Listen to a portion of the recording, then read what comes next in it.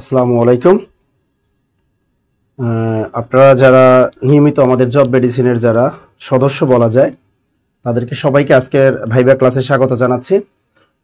যাদের তৃতীয় ধাপে ভাইবা দিবেন যারা তাদের জন্য মূলত আজকের এই আয়োজনটি। তবে অন্যান্য চাকরি পরীক্ষা যারা ভাইবা দিবেন তাদের জন্য কিন্তু ক্লাসটি খুবই গুরুত্বপূর্ণ। আর এই ভাইবার সম্পর্কিত বিস্তারিত আলোচনা করবে আমাদের শ্রদ্ধেয় স্যার জনাব আবু নাসের টুকু স্যার, যার ক্লাস আপনারা এর আগেও 2টা করেছেন এবং তিনি কিন্তু দীর্ঘদিন যাবৎ কিন্তু স্যার কিন্তু আমাদের এই লাইনের সাথে জড়িত আছেন। স্যার আপনাদেরকে আজকে কিন্তু আদ্যপান্ত সবই বলবেন প্রাইমারি পরীক্ষা। স্যার প্রাইমারি পরীক্ষা পেয়ে ভাইবা বোর্ডটা কিভাবে ফেস করবেন, হ্যাঁ সেগুলো কিন্তু পুরোটাই কিন্তু স্যার কিন্তু আজকে বলে দিবে। সুতরাং ক্লাসটা কেউ মিস করবেন না এবং আপনারা কিন্তু হাতে কাছে খাতা কলম যদি থাকে সেটা নিয়ে নেন। এই ভাইবাটা খুবই একটা কঠিন একটা বিষয়। অনেকের কাছে মনে হয় এই ভাইবাটা কিন্তু যে কিভাবে যাব, কি না কি প্রশ্ন করে, আমার সাবজেক্ট সম্পর্কে প্রশ্ন করবে কিনা, এই ড্রেস আপ সংক্রান্ত এই বিষয়গুলো কিন্তু কিভাবে কথা বলতে হবে, এই বিষয়গুলো কিন্তু অনেকের অজানা থাকে। ঠিক আছে, ভাইবা বোর্ডটা কিন্তু খুবই একটা কঠিন একটা বিষয়। এই কঠিনটা কিভাবে সহজভাবে উপস্থাপন করা যায় এই সম্পর্কে কিন্তু স্যার আজকে আপনাদের সামনে বিস্তারিত কথা বলবে। তার আগে সবাই একটু শেয়ার করেন, হ্যাঁ আজকে লাইভ ক্লাসটা একটু সবাই একটু শেয়ার করে দেন। দেখি কে কোন জায়গা থেকে আজকে লাইভ ক্লাসটা দেখতেছেন একটু আমাদেরকে কমেন্ট করে জানাবেন। সবাই একটু লাইভটা একটু শেয়ার করে দেন। আর কি বাংলাদেশে কোন জায়গা থেকে আমাদের আজকের এই লাইভ ক্লাসটা দেখতেছেন একটু কমেন্টের মাধ্যমে আমাদেরকে জানাবেন। দেখি আমাদের সাথে কে আছেন এখানে। আমাদের সাথে আলী আছেন, আমাদের সাথে আলামিন ভাই আছেন, আমাদের সাথে অনুপম সরকার আছেন, আমাদের সাথে রুহুল আমিন আছেন, আমাদের সাথে মমিনুল স্যারও আছেন আমাদের সাথে। যাই হোক এখানে স্যার আমাদের কমেন্ট কিন্তু এখানে ঠিক আছে, ঠিক আছে। দেখি কে আমাদের রাজশাহী থেকে আছে, আশা খাতুন আছে আমাদের রাজশাহী থেকে, রতন মিয়া আছেন ময়মনসিংহ থেকে, ইয়াসিন আরাফাত আছেন লক্ষ্মীপুর থেকে দেখছেন, রুহুল আমিন আমাদের সাতক্ষীরা থেকে, কিশোরী সুহাসিনী কিশোরগঞ্জ থেকে আছে, রিদিকা আছেন আমাদের সালাম দিয়েছেন ওয়ালাইকুম আসসালাম, ফিরোজ শাহ সালাম দিয়েছেন ওয়ালাইকুম আসসালাম, আমাদের শফিকুল ইসলাম গাজীপুর থেকে, ঘাসফুল সালাম দিয়েছেন ওয়ালাইকুম আসসালাম। মঙ্গল স্যার কি বলছে সবাইকে একটু শেয়ার করেন আর একটু সবাই একটু রিয়াকশন করেন। ক্লাসটা খুবই অ্যামেজিং ক্লাস হবে, কারণ আমাদের গুরুজনদের কাছ থেকে কিন্তু শেখার অনেক কিছু আছে। স্যার কিন্তু অনেক দীর্ঘদিন আগেই বলেছে অনেক কিন্তু সে অনেক জানে। স্যার এর সাথে রিলেটেড, স্যার নিজেও একজন বিশেষ ক্যাডার এবং আপনাদেরকে কিন্তু অনেক তথ্য কিন্তু আজকে তথ্য কিন্তু দিবে। এবং আজকে স্যার কিন্তু অনেক স্লাইড কিন্তু তৈরি করে রেখেছেন এবং এই স্লাইডগুলো থেকে ধারাবাহিকভাবে স্যার টানবেন এবং আপনাদের প্রত্যেকটা পয়েন্ট আপনাদেরকে বলে দেবেন। আপনাদের যদি কোনো প্রশ্ন থাকে সেগুলো কিন্তু স্যার কিন্তু জবাব দেবেন। স্যারের কাছে আপনারা প্রশ্ন করতে পারবেন এবং স্যার কিন্তু ওই প্রশ্নের আলোও কিন্তু ক্লাস নেবেন। আপনারা প্রশ্ন করবেন, কারণ প্রশ্ন না করলে কিন্তু ক্লাস জমে না। আপনারা প্রশ্ন করবেন, প্রশ্ন করলেই কিন্তু ক্লাসটা জমে। এই জন্য প্রশ্ন করার অভ্যাস থাকতে হবে আপনাদেরকে। আর এখানে ভয় পাওয়ার কোনো কারণই নেই। আপনারা যদি কোনো কিছু না বুঝেন সুন্দর মতো একটা কমেন্ট করে দিবেন, ইনশাল্লাহ স্যার আপনাদের কমেন্টের জবাব দিয়ে দিবেন। আমাদের সাথে আছেন নাজমুল হোসেন আছেন কক্সবাজার থেকে আছেন, আমাদের আলী মিয়া আছে চট্টগ্রাম ফটিকছড়ি থেকে আছেন আমাদের সাথে, এবং সীমা আছেন আমাদের রাজবংশ আছেন মানিকগঞ্জ থেকে, এবং জাবেদুর রহমান আছে চট্টগ্রাম থেকে। গুড, সবাই একটু শেয়ার করে দেন। আমাদের জেসমিন আক্তার মানিকগঞ্জ থেকে, দীপেন আছেন আমাদের ঠাকুরগাঁ থেকে। সবাই একটু ক্লাসটা আমরা শেয়ার করে দিই। সবাই শেরপুর থেকে আছেন শারমিন, রুনা এবং রুহুল আমিন আছেন আমাদের সাথে। হ্যাঁ টুকু স্যারের নাম্বারটা দিবেন প্লিজ। রুহুল আমিন আচ্ছা নাম্বার দিব না স্যার, দিয়ে দিবেন আপনাদের নাম্বার, টেনশন নেওয়ার কোনো কারণ নাই। সবাই একটু শেয়ার করেন আর সবাই একটু ক্লাসে রিঅ্যাকশন ইউজ করেন সবাই। স্যার আপনি এবার একটু কথা বলেন আমাদের স্টুডেন্টদের সাথে।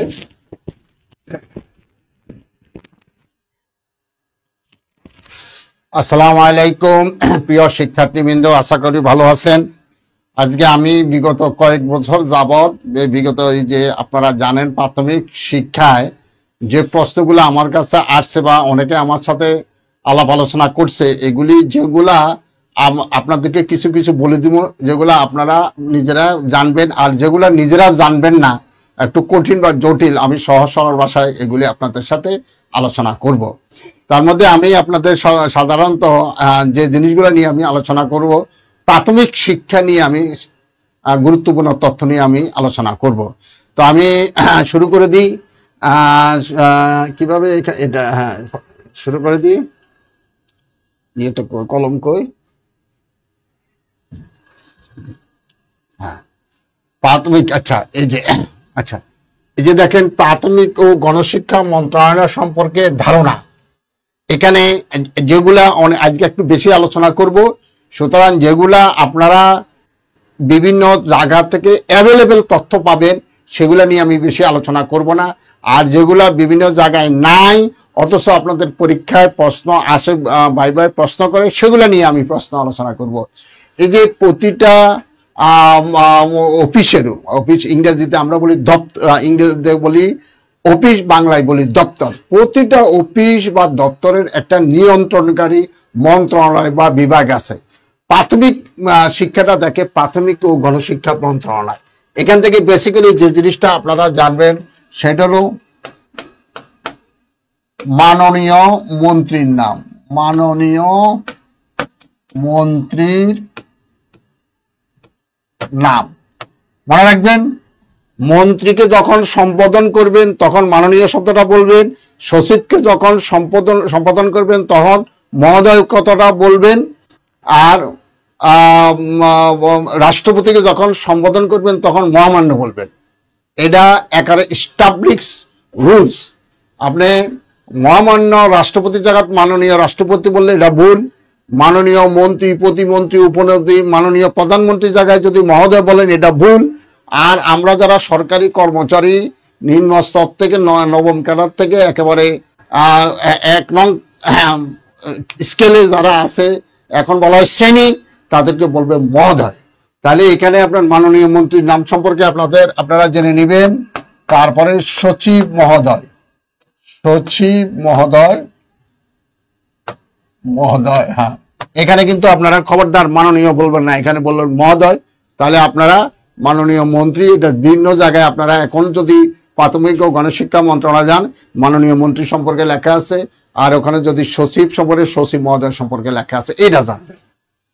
আর দ্বিতীয় হলো প্রতিটি মন্ত্রণালয় বা বিভাগের আন্ডারে বিভিন্ন অধিদপ্তর এবং পরিদপ্তর আছে। অধিদপ্তর এবং পরিদপ্তর, অধিদপ্তর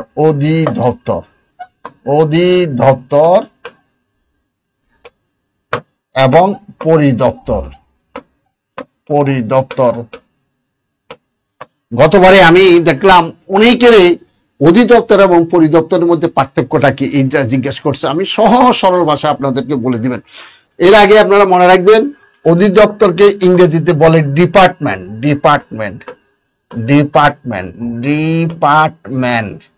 হ্যাঁ, এখন যদি বলে প্রাথমিক, আপনাদের দিকে মিরপুরে লেখা আছে প্রাথমিক শিক্ষা অধিদপ্তর, কিন্তু ওখানে তো ডিপার্টমেন্ট অফ প্রাইমারি এডুকেশন নাই, ওখানে লেখা আছে directorate of primary education.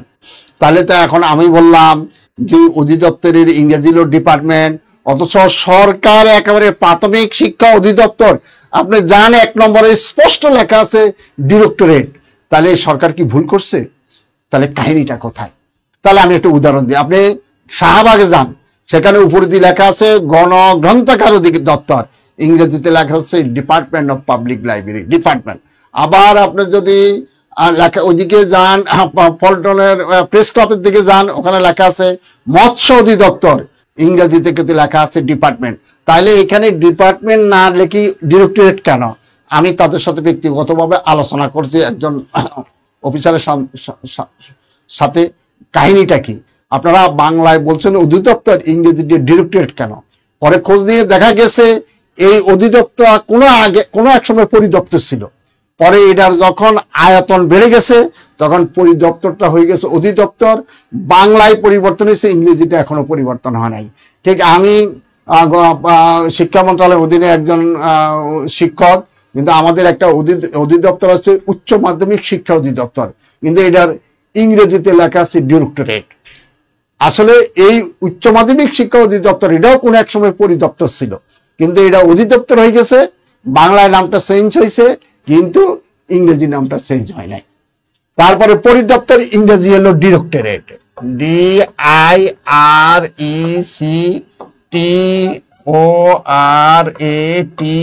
Directorate. এই প্রশ্নটা আমি দেখলাম গতবারে অনেক ছেলে মেয়েকে জিজ্ঞেস করছে।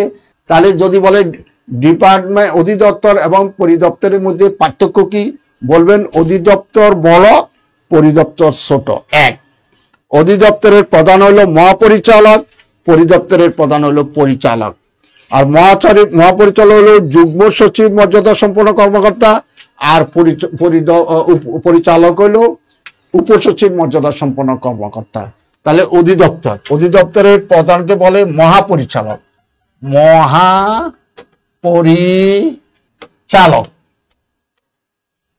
আর পরিদপ্তরের প্রধানকে বলা হয় পরিচালক, পরিচালক। তাহলে অধিদপ্তর বড়, পরিদপ্তর ছোট। অধিদপ্তরের প্রধানকে বলে মহাপরিচালক, পরিদপ্তরের প্রধানকে বলে পরিচালক। মহাপরিচালক হলো যুগ্ম সচিব, যুগ্ম সচিব ওনার পদমর্যাদা হলো যুগ্ম সচিব সাধারণত, আর পরিচালক হলো উপসচিব। এতটুকু আপনারা বলবেন, আর বেশি কিছু বলার দরকার নাই। ঠিক আছে, আপনারা সাথে সাথে আমাকে কমেন্ট করে জানান, এই যে আমি যেগুলো আলোচনা করতেছি এগুলো যদি কোনো কিছু না বোঝেন তাহলে আপনারা কিন্তু আমাকে প্রশ্ন করতে হবে, এরপরে কিন্তু পাবেন না। তাহলে এটা যেহেতু, তাহলে আপনারা এগুলো প্রশ্ন করবেন। আচ্ছা, তারপরে হলো আমরা মাঠ পর্যায়ে আসেন। মাঠ পর্যায়ে, মাঠ পর্যায়ে আপনার হলো মাঠে আপনারা যারা শিক্ষক হবেন, আপনাদের পোস্ট হবে সম্ভবত সহকারী শিক্ষক, তাই না স্যার? সহকারী শিক্ষক, সহকারী শিক্ষক। ধন্যবাদ আপনাকে, আমাদের নাসি স্যার আছে আমাকে সহকারী শিক্ষক। আপনাদের উপরে থাকবেন প্রধান শিক্ষক, এটা আপনাদের উপরে থাকবে প্রধান শিক্ষক, প্রধান শিক্ষক। আর এই মাঠ পর্যায়ে আপনাদের 3টা অফিসার থাকবে। একটা হলো আমরা আগে বলতাম টিইও, টিইও থানা এডুকেশন অফিসার। তারপরে হলো আগে বলতাম এটিইও, এটিইও, এটিইও। তারপর বলতাম টিইও। এটিও মানে অ্যাসিস্ট্যান্ট থানা এডুকেশন অফিসার। এটা থাকতো একজন থানায় 4-5 জন, এই 4-5 জনকে তত্ত্বাবধান করতো একজন টিইও, থানা এডুকেশন অফিসার। তারপর হইলো জেলা প্রাথমিক শিক্ষা অফিসার, প্রাইমারি জেলা প্রাথমিক শিক্ষা অফিসার। কিন্তু এখন যেহেতু থানা নাই, এখন এটাকে উপজেলা বলে। এখন উপজেলা, উপজেলা অ্যাসিস্ট্যান্ট, আগে বলতো এটিইও, অ্যাসিস্ট্যান্ট থানা এডুকেশন অফিসার। এখন হলো উপজেলা এডুকেশন অফিসার, আর বলো অ্যাসিস্ট্যান্ট উপজেলা এডুকেশন অফিসার। আর সবার উপরে থাকবে জেলা শিক্ষা অফিসার, জেলা প্রাথমিক শিক্ষা অফিসার, অফিসার। আচ্ছা, তাহলে কি হবে?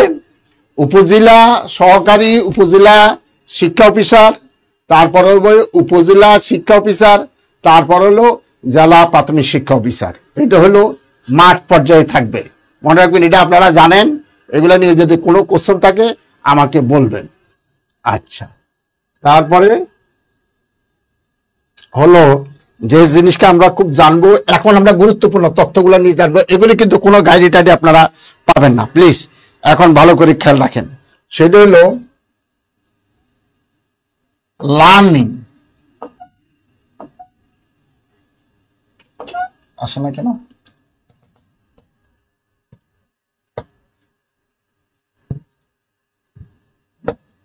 আচ্ছা, এখন গুরুত্বপূর্ণ খেয়াল রাখেন। Learning, LAR, learning versus education, দুটার মধ্যে পার্থক্য কি? এই প্রশ্নটা জিজ্ঞেস করে। লার্নিং এবং এডুকেশনের মধ্যে পার্থক্য কি? এটা খুব গুরুত্বপূর্ণ, খেয়াল রাখেন। আমরা জন্ম থেকে মৃত্যু পর্যন্ত অভিজ্ঞতা থেকে আনুষ্ঠানিকভাবে অনানুষ্ঠানিকভাবে যা কিছু শিখি সবই লার্নিং। এখন আমরা সব সময় কিন্তু ইতিবাচক জিনিস শিখি না। আমাদের সমাজে অনেকে আছে চুরি করে, অনেকে আছে ডাকাতি করে, এটাও কিন্তু লার্নিং। কিন্তু এটা কি সমাজের জন্য ইতিবাচক? এটা কি সমাজের জন্য কাঙ্ক্ষিত? এটা কি সমাজের জন্য কল্যাণ বয়ে আনে না? তাহলে এটা হলো লার্নিং।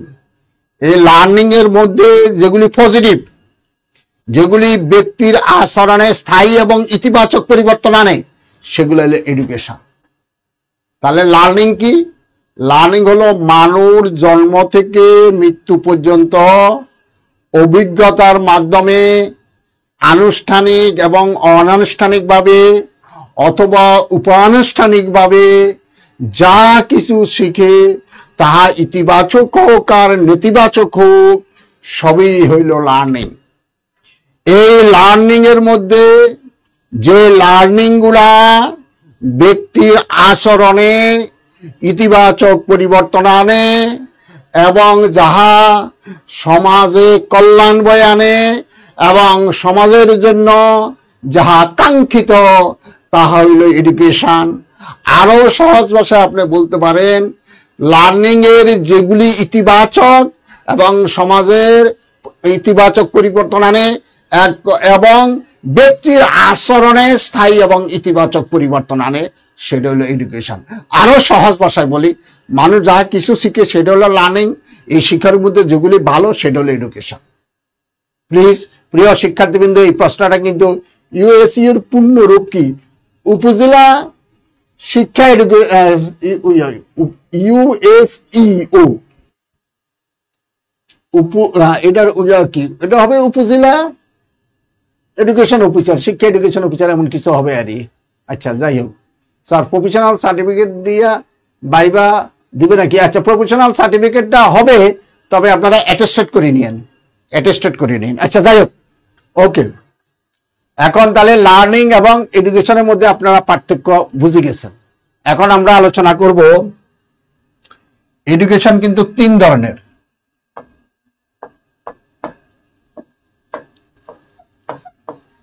এডুকেশন কিন্তু 3 ধরনের।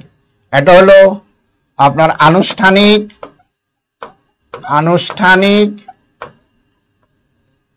এটা হলো অনানুষ্ঠানিক,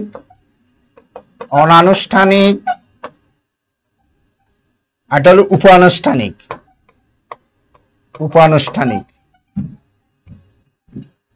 আনুষ্ঠানিক মানে আমরা বিভিন্ন প্রতিষ্ঠানের মাধ্যমে যে শিক্ষা এডুকেশন শিখি, সেটা হলো আনুষ্ঠানিক। যেমন স্কুল, কলেজ, বিশ্ববিদ্যালয়, এটা হলো আনুষ্ঠানিক শিক্ষা। আর অনানুষ্ঠানিক হলো আমরা আমাদের অভিজ্ঞতার মাধ্যমে, আমাদের পরিবেশ থেকে, আমাদের বন্ধু বান্ধব থেকে, আমাদের সিনিয়র থেকে যে জিনিসটা শিখি, সেটা হলো অনানুষ্ঠানিক। আর আনুষ্ঠানিক এবং অনানুষ্ঠানিকের মধ্যবর্তী শিক্ষা, নিড বেস শিক্ষা, সেটা হলো উপানুষ্ঠানিক। সেটা কি? ধরেন সরকার মনে করলো যে সবাই অক্ষর জ্ঞান সম্পূর্ণ করবে, তাহলে অক্ষর জ্ঞান করতে হলে কি, দেখবেন আপনারা মনে আছে বয়স্ক শিক্ষার একটা ব্যবস্থা ছিল, এটা হলো নিড বেস শিক্ষা। তাহলে দেখেন, আনুষ্ঠানিক মানে বিভিন্ন প্রতিষ্ঠানের মাধ্যমে আমরা যেটা শিখি, প্রতিষ্ঠানের মাধ্যমে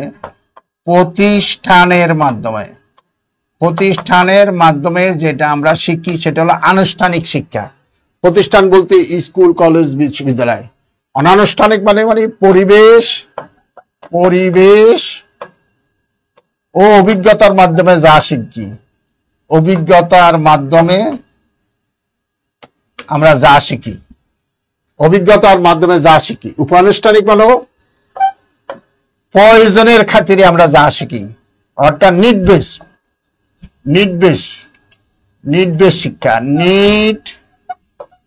বেস শিক্ষা, এটাকে বলা হয় উপানুষ্ঠানিক। তাহলে আশা করি বুঝতে পারছেন প্রিয় শিক্ষার্থীবৃন্দ, আনুষ্ঠানিক শিক্ষা, অনানুষ্ঠানিক শিক্ষা, উপানুষ্ঠানিক শিক্ষা। ওকে, এখন আমরা একটু সামনের দিকে চলে যাবো।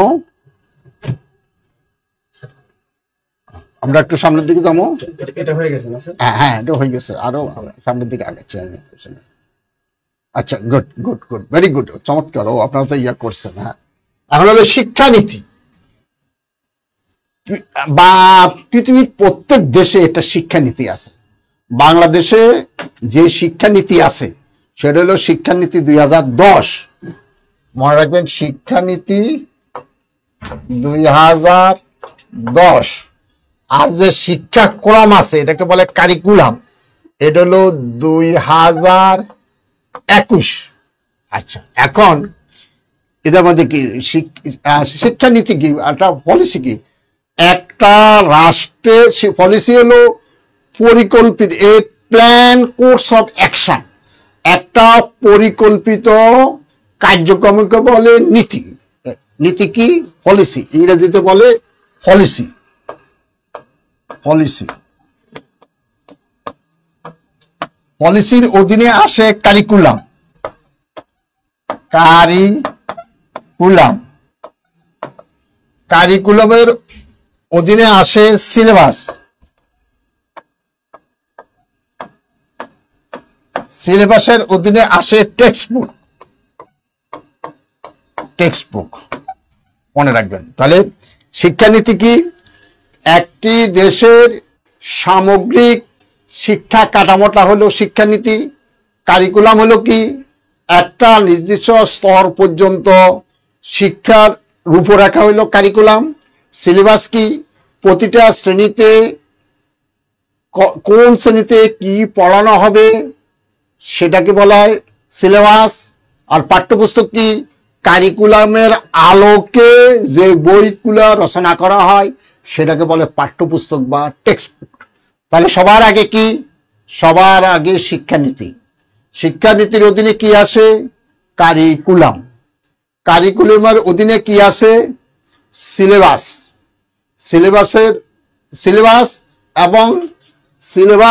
এবং টেক্সট বুক, এটা কিন্তু অন্য, এটা কারিকুলামের আলোকে সিলেবাস হয়, কারিকুলামের আলোকে টেক্সট বুক হয়। আর এটা তৈরি করে NCTBT, national curriculum and text book board, এরা করে। তাহলে আপনাকে যদি প্রশ্ন করে বর্তমানে বাংলাদেশে প্রচলিত শিক্ষানীতি কি, বলবেন শিক্ষানীতি 2010। বর্তমানে বাংলাদেশে কারিকুলামটা কি? National curriculum 2021। তারপরে বলবেন কারিকুলামের আওতায় পাঠ্যপুস্তক এবং সিলেবাস হয়। কোনটা আগে কোনটা পরে এটার কোনো ধারাবাহিক নাই। কারিকুলামের আলোকে সিলেবাসও হইতে পারে আগে, কারিকুলামের আলোকে আগে পাঠ্যপুস্তকও হইতে পারে, এই দিয়ে কোনো ধরাবাঁধা নিয়ম নাই। আর যদি বলে বর্তমান কারিকুলামের উদ্দেশ্যটা কি, বর্তমান কারিকুলামের উদ্দেশ্য 3টা, আপনারা লিখে রাখবেন। বর্তমানের কারিকুলামের উদ্দেশ্য হলো 3টা।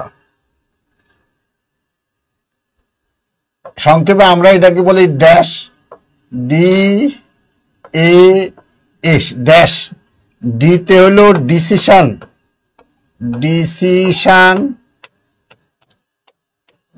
Making ability.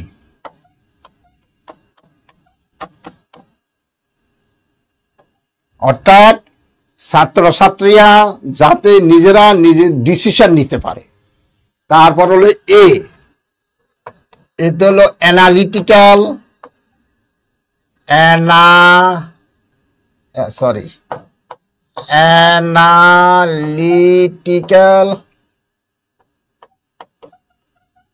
Ability.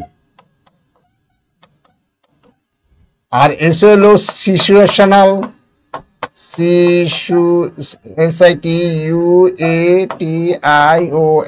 Situational ability, analytical. আচ্ছা, তাহলে বর্তমানে কারিকুলামের উদ্দেশ্য কয়টা? বর্তমান কারিকুলামের উদ্দেশ্য 3টা, খেয়াল রাখবেন, একদম স্পষ্ট বলা আছে। ড্যাশ, দিতে ছেলে বা মেয়েরা যাতে নিজেরা ডিসিশন নিতে পারে। 2, অ্যানালিটিক্যাল থিঙ্কিং, অর্থাৎ তারা আউট অফ দ্য বক্স যাতে চিন্তা করতে পারে। তারপরে হলো তারা যে কোনো সিচুয়েশনকে তারা ট্যাকল দিতে পারে। এই জন্য বর্তমানে কারিকুলাম স্বরূপ মৌলিক উদ্দেশ্য। খেয়াল রাখবেন, এইটা হলো এই ব্যাপারে কোনো বর্তমান দেখেন আপনার কারিকুলাম নিয়ে বিভিন্ন কথা হতেছে, যে দেখবেন ছেলে মেয়েদেরকে বাড়িতে ডিম ভাজে, ভাত রান্না করে, এগুলোর কিন্তু দরকার আছে, বুঝতে পারছেন এগুলি। আর হলো অ্যাটিটিউড, আরো একটা আছে অ্যাটিটিউড, ATTITUD, অ্যাটিটিউড, এবং ভ্যালুস, VALUES, ভ্যালুস। অ্যাটিটিউড যারা তাদের ইতিবাচক অ্যাটিটিউড নিয়ে গড়ে উঠে, ভ্যালুস, যাতে তারা সমাজ এবং রাষ্ট্রের যে সম্পর্কে তাদের একটা ইতিবাচক ধারণা হয়, এটাকে বলে values.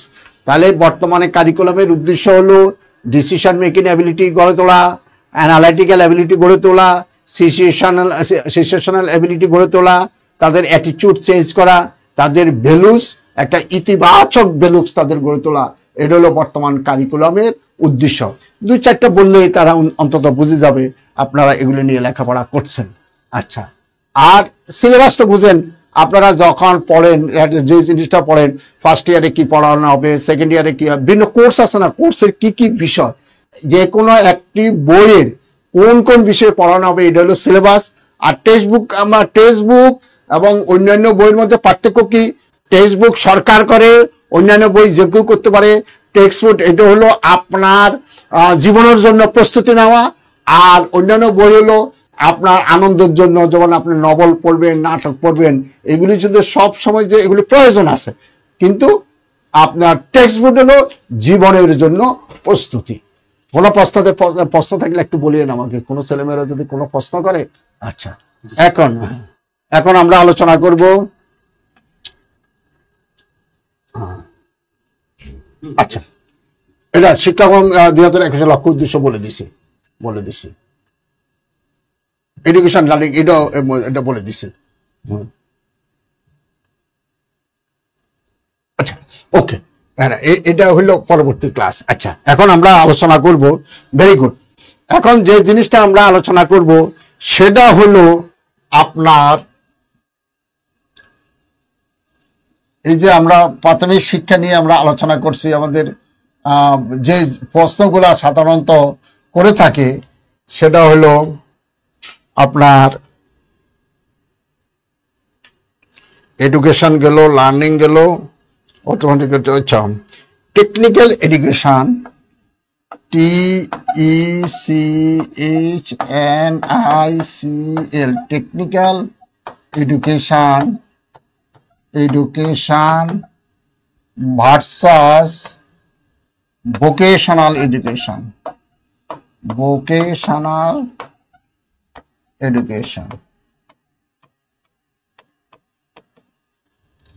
Technical education and vocational education. Technical education হলো, দুটার মধ্যে পার্থক্য আছে। টেকনিক্যাল এডুকেশন হলো সেই এডুকেশন যে এডুকেশনে আপনার কোনো একটা বিষয়ে, এখানে থিওরিও আছে, প্র্যাকটিসও আছে। থিওরিও আছে, THEORY, থিওরি প্লাস প্র্যাকটিস। আর ভোকেশনাল এডুকেশন হলো জাস্ট প্র্যাকটিক্যাল, PRACTICL, প্র্যাকটিক্যাল। এটা হলো থিওরি প্লাস প্র্যাকটিক্যাল। তাহলে টেকনিক্যাল এডুকেশন, সরকার বর্তমানে কোন এডুকেশনের প্রতি বেশি গুরুত্ব দিচ্ছে? বর্তমানে সরকার টেকনিক্যাল এবং ভোকেশনাল এডুকেশনের উপর গুরুত্ব দিচ্ছে। দুটার মধ্যে পার্থক্য কি প্লিজ?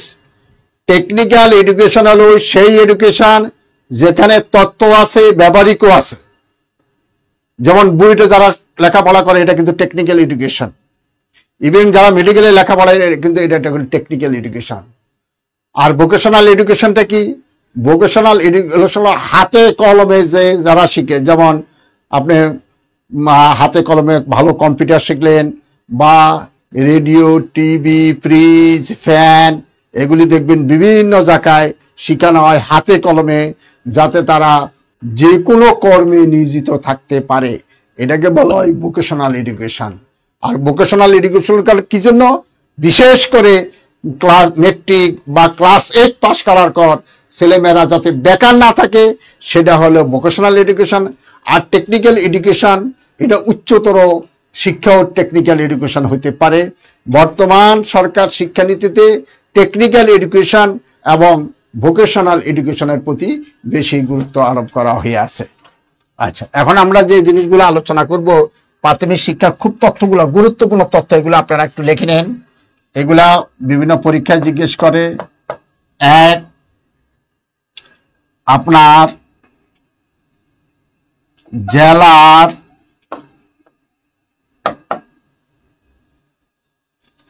জেলা জেলা প্রশাসকের নাম, ইংরেজিতে আমরা বলি ডিসি, ডিসির নাম, ডেপুটি কমিশনারের নাম। আপনার জেলার পুলিশ সুপারের নাম, ইংরেজিতে আমরা যেটাকে বলি এসপি, সুপারিনটেন্ডেন্ট অফ পুলিশ। আপনার জেলায় কয়টি সংসদীয় আসন আছে? 5টা 6টা, এগুলি আপনি শিখে নেবেন। তারপরে আপনার জেলায় কয়টি উপজেলা, তারপরে পৌরসভা, তারপরে ইউনিয়ন আছে, এইটা। তারপরে আছে স্যার, একটু হ্যাঁ হ্যাঁ, না এটা তো পরে 3 নম্বরে চলে গেছে, মানে আমি লিখবো হ্যাঁ। আচ্ছা, এই তো নিজ জেলা পরিষ্কার দাঁড়ানো, যেমন জেলা প্রশাসন ও পুলিশ প্রশাসন, জেলার সংসদীয় আসন, উপজেলা ও ইউনিয়নের সংখ্যা নাই, আবার সংখ্যা সংখ্যা, এবং ইয়াদের গঠন কাঠামো, তারপরে হলো, আচ্ছা অসুবিধা নেই, তারপরে হলো আপনার বিখ্যাত ব্যক্তিত্ব, এটা সংখ্যা, হ্যাঁ, ব্যক্তিত্ব, ঐতিহাসিক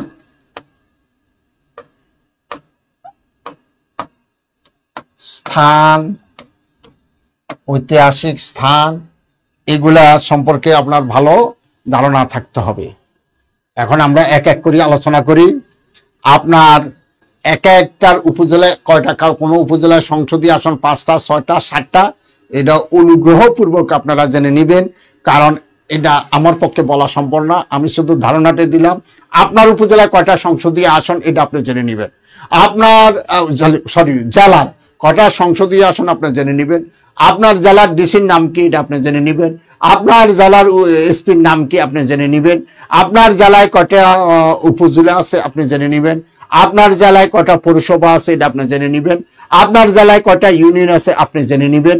আপনার জেলায় ঐতিহাসিক ব্যক্তিত্ব, প্লিজ এখানে ঐতিহাসিক ব্যক্তিত্ব যায় অনেকে রাজনৈতিক ব্যক্তিত্বের নাম বলে, যেমন আমি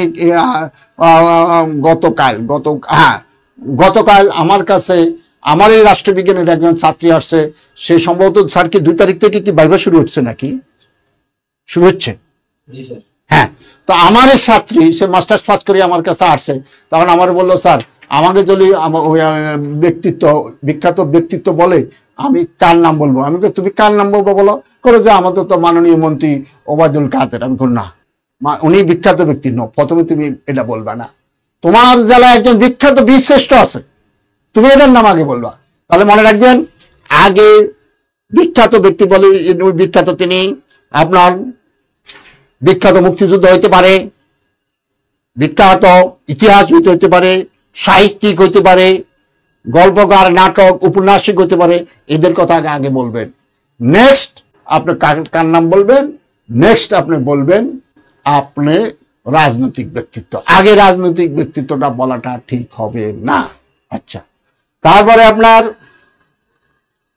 ঐতিহাসিক স্থান,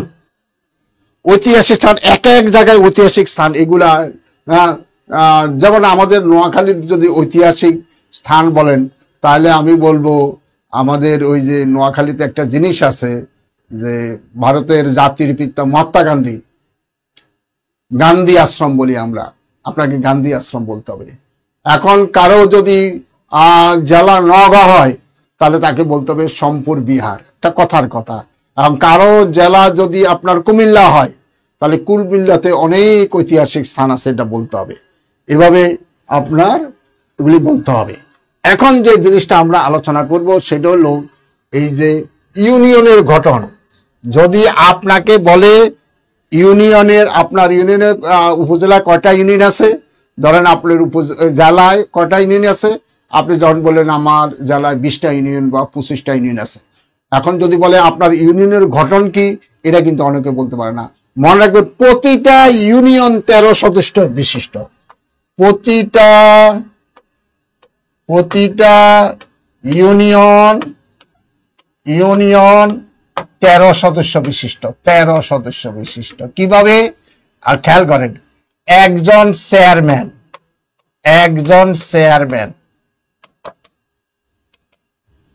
প্রতিটা ইউনিয়নে কিন্তু 9টা ওয়ার্ড, একটা ওয়ার্ড থেকে একজন সদস্য, তাহলে 9টা ওয়ার্ড থেকে 9 জন সদস্য।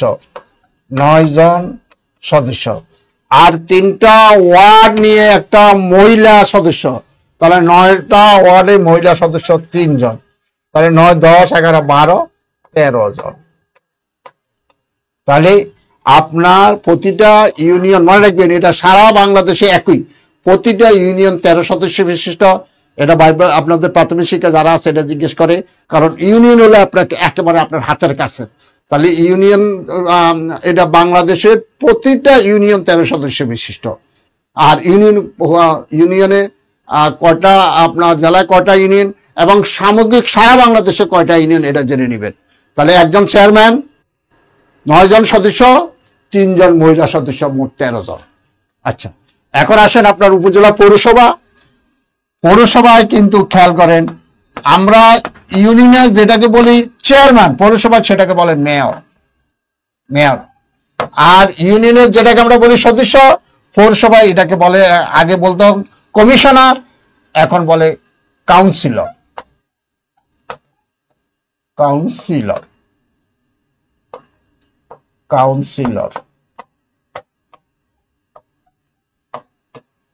আচ্ছা, এখন এটা কত সদস্য বিশিষ্ট, এটা কিন্তু ইউনিয়নের মধ্যে ফিক্স না। কোন পৌরসভা 9টা ওয়ার্ড আছে, আবার কোন পৌরসভায় 10টা, 11টা, 12টা ওয়ার্ড আছে। সুতরাং এটা ফিক্স না, তবে অধিকাংশ পৌরসভা হলো 9টা ওয়ার্ড। তাহলে আপনাকে যদি গঠন বলবেন একজন মেয়র, আর যদি 9টা ওয়ার্ড থাকে 9 জন কাউন্সিলর, আর 3টা ওয়ার্ড নিয়ে একটা মহিলা, তাহলে 9টা ওয়ার্ডে 3 জন মহিলা, এভাবে বলবেন। এখন আসুন উপজেলা হলো, এটাকে একটু পুরো দেবো। আচ্ছা, গুড, ভেরি গুড। উপজেলা হলো একজন চেয়ারম্যান,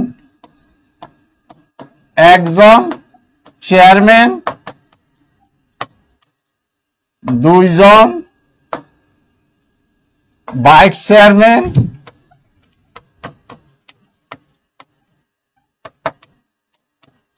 তার মধ্যে একজন মহিলা হতে হবে, তাহলে টোটাল হলো 3 জন। এই 3 জন হলো নির্বাচিত। এর বাইরেও সদস্য আছে, ওই উপজেলার মধ্যে যতগুলো ইউনিয়ন আছে, ইউনিয়নের চেয়ারম্যান এটা সদস্য, কিন্তু ওরা নির্বাচিত না। ওই উপজেলার মধ্যে যদি কোনো পৌরসভা থাকে, পৌরসভার মেয়রও কিন্তু এটা সদস্য। তাছাড়া আরো সংরক্ষিত মহিলা সদস্য আছে। তাহলে আপনি শুধু এটা বলবেন জনগণের ভোটে 3 জন নির্বাচিত হয়, একজন হলো চেয়ারম্যান, 2 জন হলো ভাইস চেয়ারম্যান, 2 জনের মধ্যে একজন হলো মহিলা চেয়ারম্যান। গুড। উপজেলা গেল। তারপরে আমাদের হলো জেলা পরিষদ।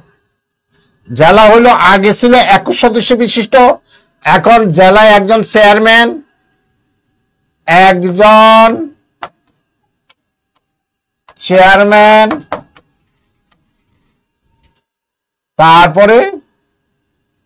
তারপরে হলো কি, তারপর জেলারা বিভিন্ন ওয়ার্ডে বিভক্ত হয়।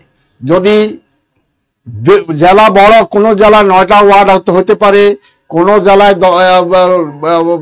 10টা ওয়ার্ড হইতে পারে, কোন জেলায় 15টা ওয়ার্ড হইতে পারে, কোন জেলায় 20টা ওয়ার্ড হইতে পারে।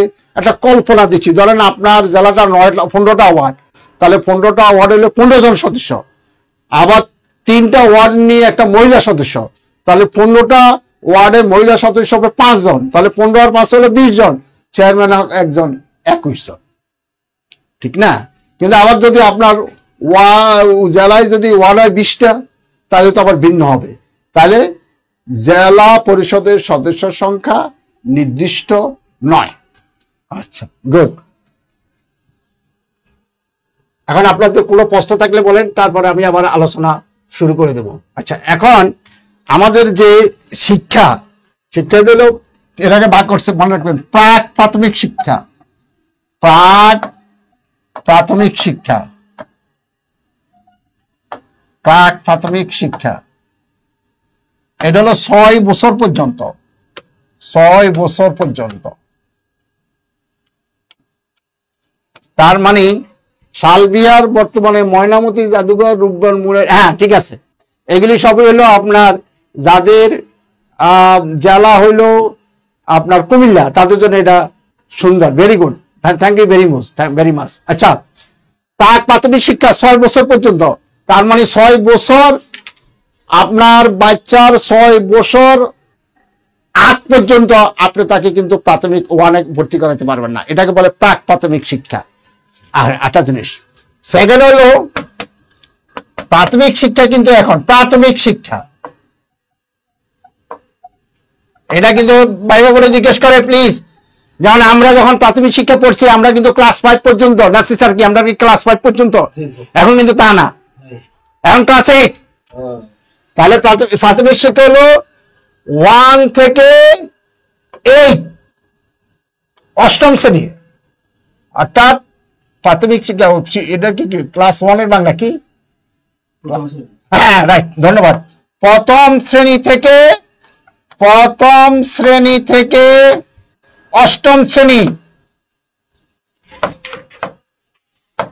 প্লিজ প্রিয় শিক্ষার্থীবৃন্দ, এটা কিন্তু ভাইবা বোর্ডে জিজ্ঞেস করে, প্রাথমিক শিক্ষা কত বছর পর্যন্ত? 6 বছর পর্যন্ত। আপনার বাচ্চা 6 বছর না হওয়া পর্যন্ত আপনি তাকে কিন্তু প্রাথমিক শিক্ষা ক্লাস 1-এ ভর্তি করতে পারবেন না। 6 বছর হলে আমি পারি নাই, আমি বাস্তবে পারি নাই। তারপর 6 বছর হলে আপনার ছেলেকে আপনি 1-এ ভর্তি করবেন, আর এটা 8ম শ্রেণী পর্যন্ত। এখন আপনি প্রশ্ন করতে পারেন, সারা বাংলাদেশে তো স্যার এখন 8ম শ্রেণী হয় নাই, অনেক কিন্তু স্কুলে হয়ে গেছে 8ম শ্রেণী পর্যন্ত, কিন্তু আমাদের এখনো অবকাঠামো তৈরি হয় নাই। তো কিন্তু আমাদের যে শিক্ষানীতি আছে 2010, সেখানে বলছে প্রথম শ্রেণী থেকে 8ম শ্রেণী হলো প্রাথমিক শিক্ষা। তারপর হলো প্রাথমিক শিক্ষা, তারপর হলো মাধ্যমিক শিক্ষা। মাধ্যমিক শিক্ষা, মাধ্যমিক শিক্ষা এটা হলো আপনার 9ম ও 10ম শ্রেণী, এটা মাধ্যমিক। তারপরে উচ্চ মাধ্যমিক, উচ্চ মাধ্যমিক এটা হলো একাদশ এবং দ্বাদশ, একাদশ এবং দ্বাদশ। এরপর হলো উচ্চ শিক্ষা,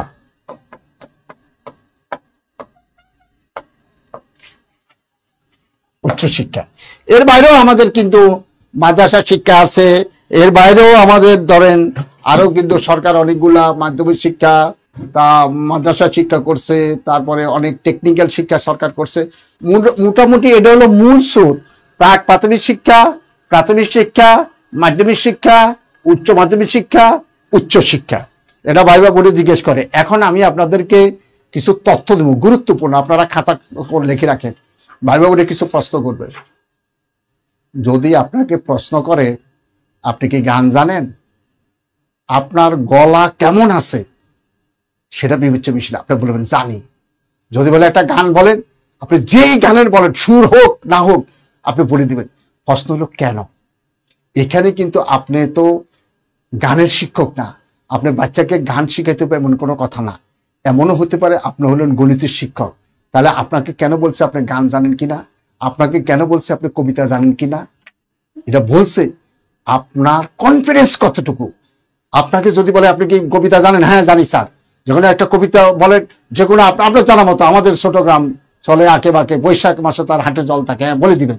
এতে আপনার কনফিডেন্সটা তারা দেখবে আসলে আপনি ভালো করে মানে কবিতা গান জানেন কিনা, বা আপনার কবিতা মুখস্থ আছে কিনা সেটা জানে না। আর মেয়েদেরকে একটা কথা জিজ্ঞেস করে ভাইবা বোর্ডে, যদি বলে কি আপনি নাচতে জানেন, হ্যাঁ স্যার আপনি আমি নাচতে জানি, ঠিক আছে, আপনি নাচা কি হয়েছে না হয়েছে সেটা আপনার বিষয় না, আপনি উঠে একটা নাচা দিবেন, এই একটু নাচা দিলে ওনারা বলবো বসো বসো বসো বসো, অর্থাৎ আপনার এখানে সাহস দেখছে। প্লিজ এই জিনিসটা আমি ভিতরে গোপন কথা বলে দিলাম, এই জিনিসটা আপনারা জানবেন। আচ্ছা, আরো কিছু কিছু টেকনিক্যাল প্রশ্ন আছে, যেমন গতবার একটা প্রশ্ন ছেলে মেয়েদেরকে প্রায় পড়ছে যে আপনি তো ছোট বাচ্চাদেরকে পড়াবেন, একটা বাচ্চা পড়ানোর সময় প্রস্তাব করে দিচ্ছে, আপনি কি করবেন? দেখেন তো, এটা তো একটা টেকনিক্যাল প্রশ্ন। এখন আপনি এটা দেখেন উত্তরটা কেমন, আপনি কি করবেন? দেখেন এটার বেস্ট অ্যান্সার কি হবে? বেস্ট অ্যান্সার হবে আপনি কি রেগে যাবেন না, সেটা তো আপনার শিশু। হ্যাঁ, আপনি কি বলবেন? আপনি বলবেন আমি সাথে সাথে আমার পিয়নকে ডাকবো। এটাকে পিয়ন বলে প্রাথমিক শিক্ষা, এটাকে পিয়ন বলে স্যার, এটা প্রাথমিক দপ্তরি, রাইট, ধন্যবাদ নাসির স্যারকে, ধন্যবাদ, দপ্তরি। আপনি বলেন সাথে সাথে আমি দপ্তরিকে ডাকবো, দপ্তরিকে ডাকি বলবো যে এটা পরিষ্কার করো, বেস্ট অ্যান্সার, বুঝছেন? কিন্তু আপনি যদি বলেন, আপনি যদি একটু কনফিউজ করেন, এগুলি কিন্তু আপনার একটা টেকনিক্যাল জিনিস, এভাবে অনেক সময় প্রশ্ন করে। আবার অনেক সময় প্রশ্ন করা হয়, ছেলে মেয়েরা তো অনেক আপনার দুষ্টামি করবে, আপনি কি করবেন? আপনি বলবেন দেখেন স্যার, আমি তো বাচ্চাদের লেখাপড়া নিয়ে আলোচনা শিক্ষক, আর প্রাথমিক শিক্ষা সবচেয়ে কঠিন এবং জটিল, আমাকে ধৈর্যশীল হতে হবে। এই জিনিসগুলো আপনাদের বিভিন্ন চাওয়া হয়, এই জিনিসগুলো আপনারা খুব কেয়ারফুলি কিন্তু এগুলির উত্তর দিবেন। এখানে আপনার উত্তর দেওয়ার সময় আপনাকে খুবই ধৈর্যশীল হতে হবে। আর যে কোনো সময় রবীন্দ্রনাথ ঠাকুর এবং নজরুলের দুইটা করে 4টা কবিতা মুখস্থ করে যাবেন। এক, যে কোনো একটা দেশাত্মবোধক গান অথবা যে কোনো একটা রবীন্দ্রসঙ্গীত অথবা যে কোনো একটা নজরুল সঙ্গীতের 2-4 গান আপনি মুখস্থ করে যাবেন। আচ্ছা, তারপরে আপনি কি করবেন? এইটা খুবই গুরুত্বপূর্ণ, এই প্রশ্নটা করা হয়, আমি জানি না, দেখি আপনাদের কি এটা হলো, আগে আমরা এটাকে বলতাম extra curriculum activities, extra curriculum, CURRI, কারি, CULUM, এক্সট্রা কারিকুলাম অ্যাক্টিভিটিস। অর্থাৎ আপনি আপনার পাঠ্যপুস্তকের বাইরে নাচ, গান, কবিতা, আবৃত্তি এগুলি জানেন কিনা, এটাকে বলে এক্সট্রা কারিকুলাম অ্যাক্টিভিটিস। প্রিয় শিক্ষার্থীবৃন্দু, এখন কিন্তু এটাকে এক্সট্রা কারিকুলাম অ্যাক্টিভিটিস বলে না, এখন এটাকে বলে, লিখে রাখেন, co curriculum activities, co curriculum activities. এগুলি কিন্তু আপনার লেখাপড়ার অংশ। এইটা আগে আমরা বলতাম এক্সট্রা কারিকুলাম, মনে রাখবেন, এটাকে এখন এক্সট্রা কারিকুলাম বলে না, একদম ক্রস চিহ্ন দিয়ে দেন, এটাকে এখন এক্সট্রা কারিকুলাম বলে না, এটাকে দপ্তরি। হ্যাঁ, ধন্যবাদ। হ্যাঁ, ইমতিয়াজ সবুজ, প্রাথমিকের জন্য 13টি গান রয়েছে গুগলের সাথে, ধন্যবাদ, থ্যাংক ইউ ভেরি মাচ, দপ্তরি, ধন্যবাদ। আপনারা তো অনেক কিছু জানেন। তাহলে গানটা বলবে স্যার, যে গান তো হিন্দি হতে পারে, মমতাজের গান। না না না না না না স্যার, ধন্যবাদ আপনাকে। এই গানটা আপনি এগুলো ওই যে হিন্দি গান কখনো এটা বলবেন না, হিন্দি গান বলবেন না। আপনি বাংলাদেশের আপনি পল্লীগীতি বলতে পারেন, আপনি দেশাত্মবোধক গান বলতে পারেন, ইভেন আপনি রবীন্দ্রসঙ্গীত বলতে পারেন, আপনি নজরুল সঙ্গীত বলতে পারেন, আপনার আধুনিক গানও বলতে পারেন, বাট আপনি কখনো হিন্দি গান বলতে যাবেন না। এটা কিন্তু আমাদের শিল্প সাহিত্য, আমাদের মূল্যবোধের পরিপন্থী, প্লিজ। আচ্ছা, তাহলে এখন এক্সট্রা কারিকুলাম অ্যাক্টিভিটিসে, যেটাকে আমরা আগে বলতাম এক্সট্রা কারিকুলাম অ্যাক্টিভিটিস, সেটা এখন বলে কো কারিকুলাম অ্যাক্টিভিটিস। কেন? কারণ এটা অতিরিক্ত না, এটা আমাদের শিক্ষার অংশ, এই জন্য এটাকে বলে কো কারিকুলাম অ্যাক্টিভিটিস। তারপরে একটা প্রশ্ন, প্রায় গুরুত্বপূর্ণ একটা প্রশ্ন ছেলে মেয়েদের করা হয়ে থাকে, সেটা হলো মূল্যবোধ শিক্ষা। মূল্যবোধ শিক্ষা,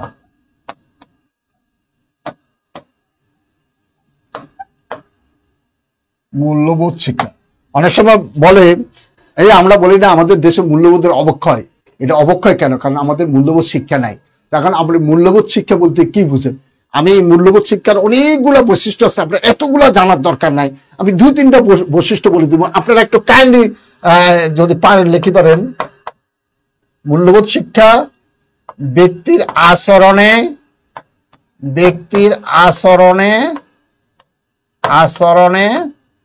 স্থায়ী এবং ইতিবাচক পরিবর্তন আনে। ইতিবাচক পরিবর্তন আনে। 2 হলো মূল্যবোধ শিক্ষা বাস্তব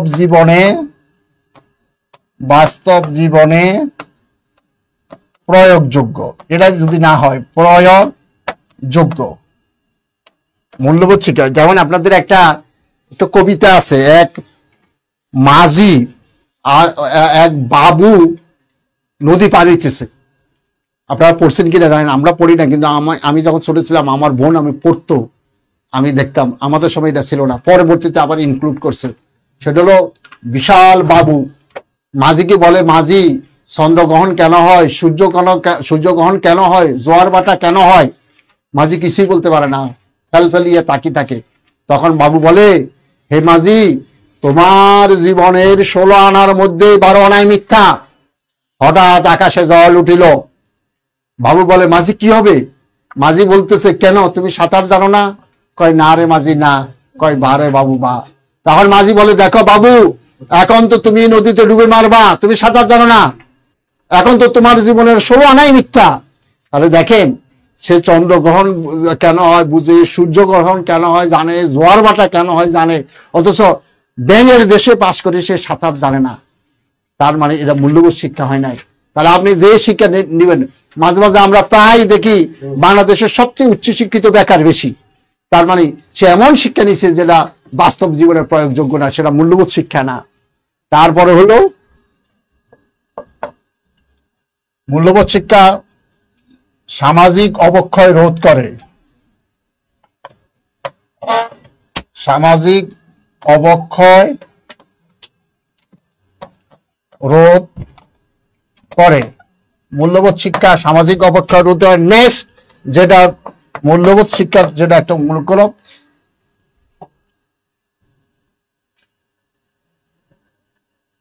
নৈতিকতার সাথে সঙ্গতিপূর্ণ হইতে হবে। নৈতিকতার সাথে সঙ্গতিপূর্ণ হইতে হবে। পূর্ণ হতে হবে অর্থাৎ আপনি এমন শিক্ষা নিলেন যে শিক্ষা আমাদের সমাজে প্রচলিত নৈতিকতার সাথে অ্যাডজাস্ট করে না, সেই শিক্ষা কিন্তু সমাজ কিন্তু অ্যালাউ করবে না। তাহলে এগুলো হলো আমাদের মূল্যবোধ শিক্ষা। এটা ওকে। আচ্ছা, এখানে কোনো প্রশ্ন টশ্ন আসলে ভাইয়া ক্লাস কোনো প্রশ্ন টশ্ন থাকলে আমাকে বলেন তো, কোনো প্রশ্ন টশ্ন আসছে কিনা। ইউর টেম্পোরারি ব্লক, এটা কি? আচ্ছা যাক,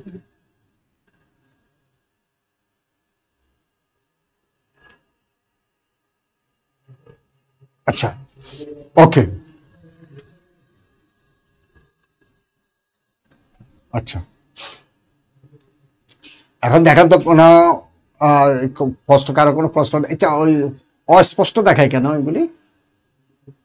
হ্যাঁ হ্যাঁ, সমস্যা হচ্ছে কেন? আচ্ছা, প্রাইমারি ভাইবা ক্লাস স্যার অস্পষ্ট কেন আসে কেন?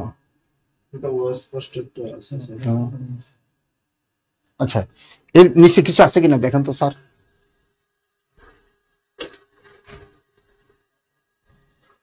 প্রাথমিক শিক্ষার গুরুত্বপূর্ণ তথ্য আর কিছু আছে কিনা স্যার? মানে আমি যেটা লিখে দিচ্ছি এখানে আর কিছু আছে কিনা? স্যার নিজের সাবজেক্ট নিয়ে কিছু বলেন। নিজের সাবজেক্ট, নিজের সাবজেক্ট আপনি যে সাবজেক্ট দেখেন। এখন আপনারা একটা জিনিস মনে রাখবেন, আমি কলেজের শিক্ষক, আমি MA পাস। বাংলাদেশে অনেক প্রাথমিক শিক্ষক আছে আমার চেয়ে, তারা 95% এখন MA পাস, এবং জ্ঞানে গুণে আমার চেয়ে কোনো অংশ কম না। আমি শিওর আপনারা যারা প্রাথমিক শিক্ষক হতে যাচ্ছেন, আপনাদের শতকরা 95% MA পাস না স্যার, নাকি ডিগ্রি পাস হবে? এই যে যারা এখন ভাইবা দিবে উনি কি তো MA পাস, অনার্স MA আছে না? আমার কলেজ থেকে, আমার রাষ্ট্রবিজ্ঞান থেকে 7-8 জন পরীক্ষা দিবে, এরাও তো MA পাস। সুতরাং আপনি যে সাবজেক্টে লেখাপড়া করছেন সাবজেক্টের উপর প্রশ্ন করে অনেক সময়। এখন এক একজন তো এক এক সাবজেক্ট, আমি কোন সাবজেক্ট নিয়ে আলোচনা করব আমি তো এটা জানি না। শুধু আমি এতটুকু বলতে পারবো, আপনার সাবজেক্ট সম্পর্কে আপনার প্রাথমিক ধারণা আপনাকে জানতে হবে। আপনার সাবজেক্ট সম্পর্কে যদি না জানেন তাহলে তো আপনার হবে না, ঠিক আছে? আর আপনি সেই সাবজেক্টের জন্য পরীক্ষা দিচ্ছেন, সেই সাবজেক্টের মৌলিক বিষয় সম্পর্কে আপনার তো অবশ্যই জানতে হবে। আর কোনো প্রশ্ন আছে কেন এরকম? দেখেন তো স্যার, যারা ডিগ্রি পাস করছে তারা কোন বিষয় সম্পর্কে জানতে চাইবে?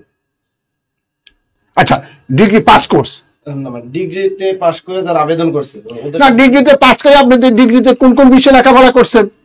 আপনি যদি ডিগ্রিতে তো বিষয় আছে, বিভিন্ন 3-4টা বিষয় আছে, ওই বিষয়ের উপর আপনার প্রাথমিক ধারণা।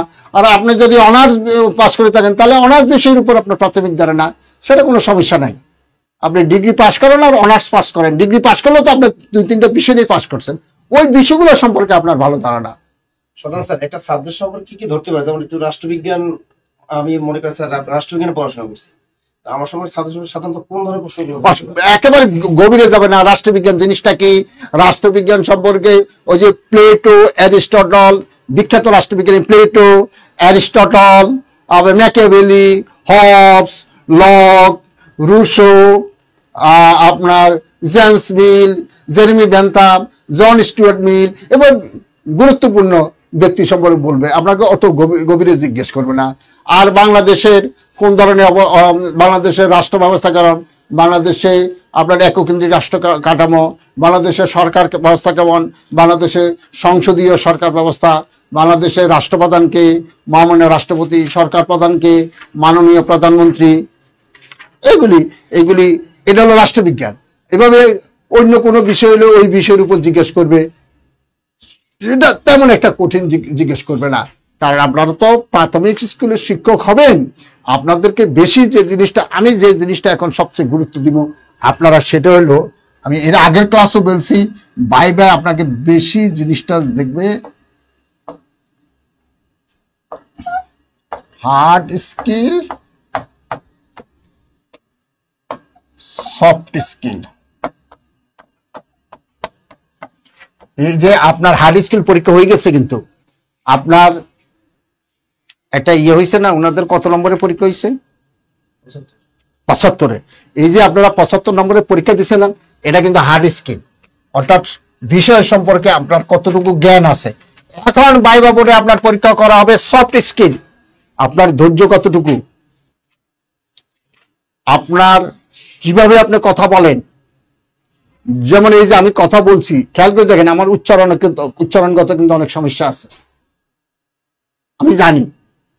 এই জন্য আপনার লোকাল টোন আসতে পারে, কিন্তু আপনি যখন ভাইবা বোর্ডে কথা বলবেন, আপনি সম্পূর্ণভাবে লোকাল টোনটা বাদ দিবেন।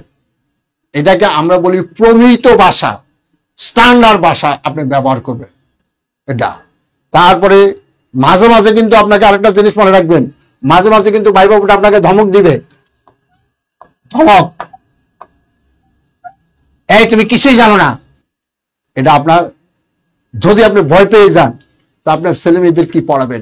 এটা হলো আপনি চাপ সহ্য করতে পারেন কিনা, এটা পরীক্ষা করা হয়। তাহলে মনে রাখবেন, ভাইবা বোর্ডে আপনাকে 10, 15, 20 মিনিট, অত বেশি রাখে না, 7, 8, 9, 10 মিনিট রাখবে। এখানে 100% আপনার সফট স্কিল পরীক্ষা করা হবে।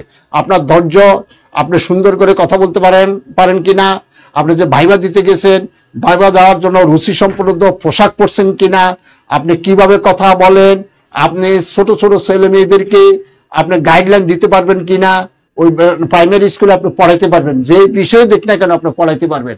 কিন্তু সেটা বিষয় না, এই ছোট ছেলেমেয়েরা দুষ্টামি করবে, তাদের দুষ্টামি সহ্য করতে পারবেন কিনা, এগুলো আপনার পরীক্ষা করা হবে।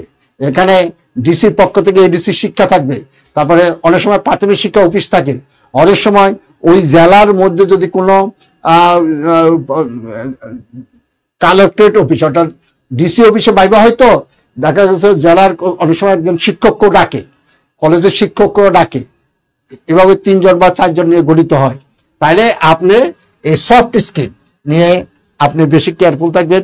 আর একটা জিনিস, আপনাকে যদি 2-4টা প্রশ্ন করে, 2-4টা কেন, 10টা প্রশ্নের মধ্যে 5টা প্রশ্নের উত্তর যদি আপনি না দিতে পারেন কোনো সমস্যা নাই, বাট ভুল উত্তর দিবেন না, না জানি উত্তর দিবে না, সরি সিম্পলি বলবেন স্যার সরি স্যার ব্যাপারটা আমার জানা নাই। আপনার সব কিছু জানতে হবে এমন কোনো কথা নাই, পৃথিবীতে কেউ সব কিছু জানে না। আর অনেকে আমাকে প্রশ্ন করে ড্রেস আপ কেমন হবে, মেকআপ কেমন হবে, রুচিশীল, আর কোনো কথা না। পরিষ্কার পরিচ্ছন্ন, নতুন শার্ট, নতুন প্যান্ট, নতুন শাড়ি, নতুন 3 পিস হইতে হবে এমন কোনো কথা নাই। হইলে ভালো, সুন্দর করে একটু সেজে যাবেন, আবার নায়ক নায়িকাদের মতো সাজানা, পার্লার থেকে সাজে যাওয়া না পার্লার থেকে, না না না দরকার নাই, না না না না না। আপনি কি অভিনয় করতে যাবেন, নাটক করতে যাবেন, আপনি পার্লার থেকে সেজে দিবেন? রুচিসম্মত। রুচিসম্মত কি এটা আমি আর বলতে পারবো না, সবাই বুঝে এটা রুচিসম্মত কি। এই জিনিসগুলো আপনারা পড়ে নেবেন। আর কিছু আছে নাকি স্যার প্রাথমিক শিক্ষা? আমি এখানে কিছু আছে কিনা, জেলা পরিষদ সম্পর্কে ধারণা এটা আমি বলছি, জেলার বিখ্যাত ব্যক্তিত্ব আমি বলছি, জেলার ঐতিহ্য এবং উল্লেখযোগ্য স্থাপত্য। ঐতিহ্য, ঐতিহ্য বলতে এখানে কি, এক মিনিট স্যার সরি, জেলার ঐতিহ্য বলি, যেমন আপনি যদি ব্র্যান্ডিং বলি, আমরা করি ডিস্ট্রিক্ট ব্র্যান্ডিং, অর্থাৎ আপনার জেলাটা এক কথায় কিনে, যেমন চাঁদপুর কিসের জন্য বিখ্যাত, ইলিশের জন্য বিখ্যাত। কুমিল্লা কিসের জন্য বিখ্যাত, রসমালাইয়ের জন্য বিখ্যাত। তারপরে আপনার রাজশাহী কিসের জন্য বিখ্যাত, সিল্কের জন্য বিখ্যাত। তারপরে আপনার এরকম নরসিংদী কিসের জন্য বিখ্যাত, ছোট ছোট এটা কি হয় না, ওই যে ছোট ছোট এগুলো কি বলে, সাগর কলা, লটকনের জন্য, এটাকে বলে এই জেলার ঐতিহ্য। যেমন নোয়াখালী কিসের জন্য বিখ্যাত, একটা পিঠা আছে, এটা কেমন খোলা যায় পিঠা, এটা অন্য কোথায় হয় না, বুঝছে না? সিসারি বাড়ি কোন জায়গায়, জেলা পটুয়াখালী। পটুয়াখালী কিসের জন্য বিখ্যাত, ব্র্যান্ডিংটা কি কিসের জন্য বিখ্যাত, পটুয়াখালী? পটুয়াখালী না কুয়াকাটা, হ্যাঁ পটুয়াখালী কুয়াকাটা, এটাই তো জেলা ব্র্যান্ডিং। কুয়াকাটা বললে কি পটুয়াখালী বুঝে। আর উল্লেখযোগ্য স্থাপত্য, উল্লেখযোগ্য স্থাপত্য বলতে এখানে যে ওই যে ওইভাবে হইতে হবে, উল্লেখযোগ্য স্থাপত্য বলে বিখ্যাত স্থানও হইতে পারে, বুঝছেন? উল্লেখযোগ্য স্থাপত্য বললে ওই যে জাগ্রত, চৌরঙ্গি, অপরাজয় বাংলার মতো হইতে হবে, হ্যাঁ সাভারের জাতীয় স্মৃতিসৌধ হইতে হবে এমন কোনো কথা নাই। মুন্সিগঞ্জ আলু নাকি, মুন্সিগঞ্জ আলু। চট্টগ্রাম, চট্টগ্রাম চট্টগ্রাম চট্টগ্রামের জন্য কি বলবেন, চট্টগ্রাম চট্টগ্রাম কিসের জন্য বিখ্যাত, বাণিজ্যিক রাজধানী, বাণিজ্যিক রাজধানী। এই যে এক একটা ব্র্যান্ডিং, ব্র্যান্ডিং এগুলি আপনাকে জানতে হবে। আর কি আছে স্যার দেখেন তো, আর কি আছে ঐতিহ্য স্থাপত্য,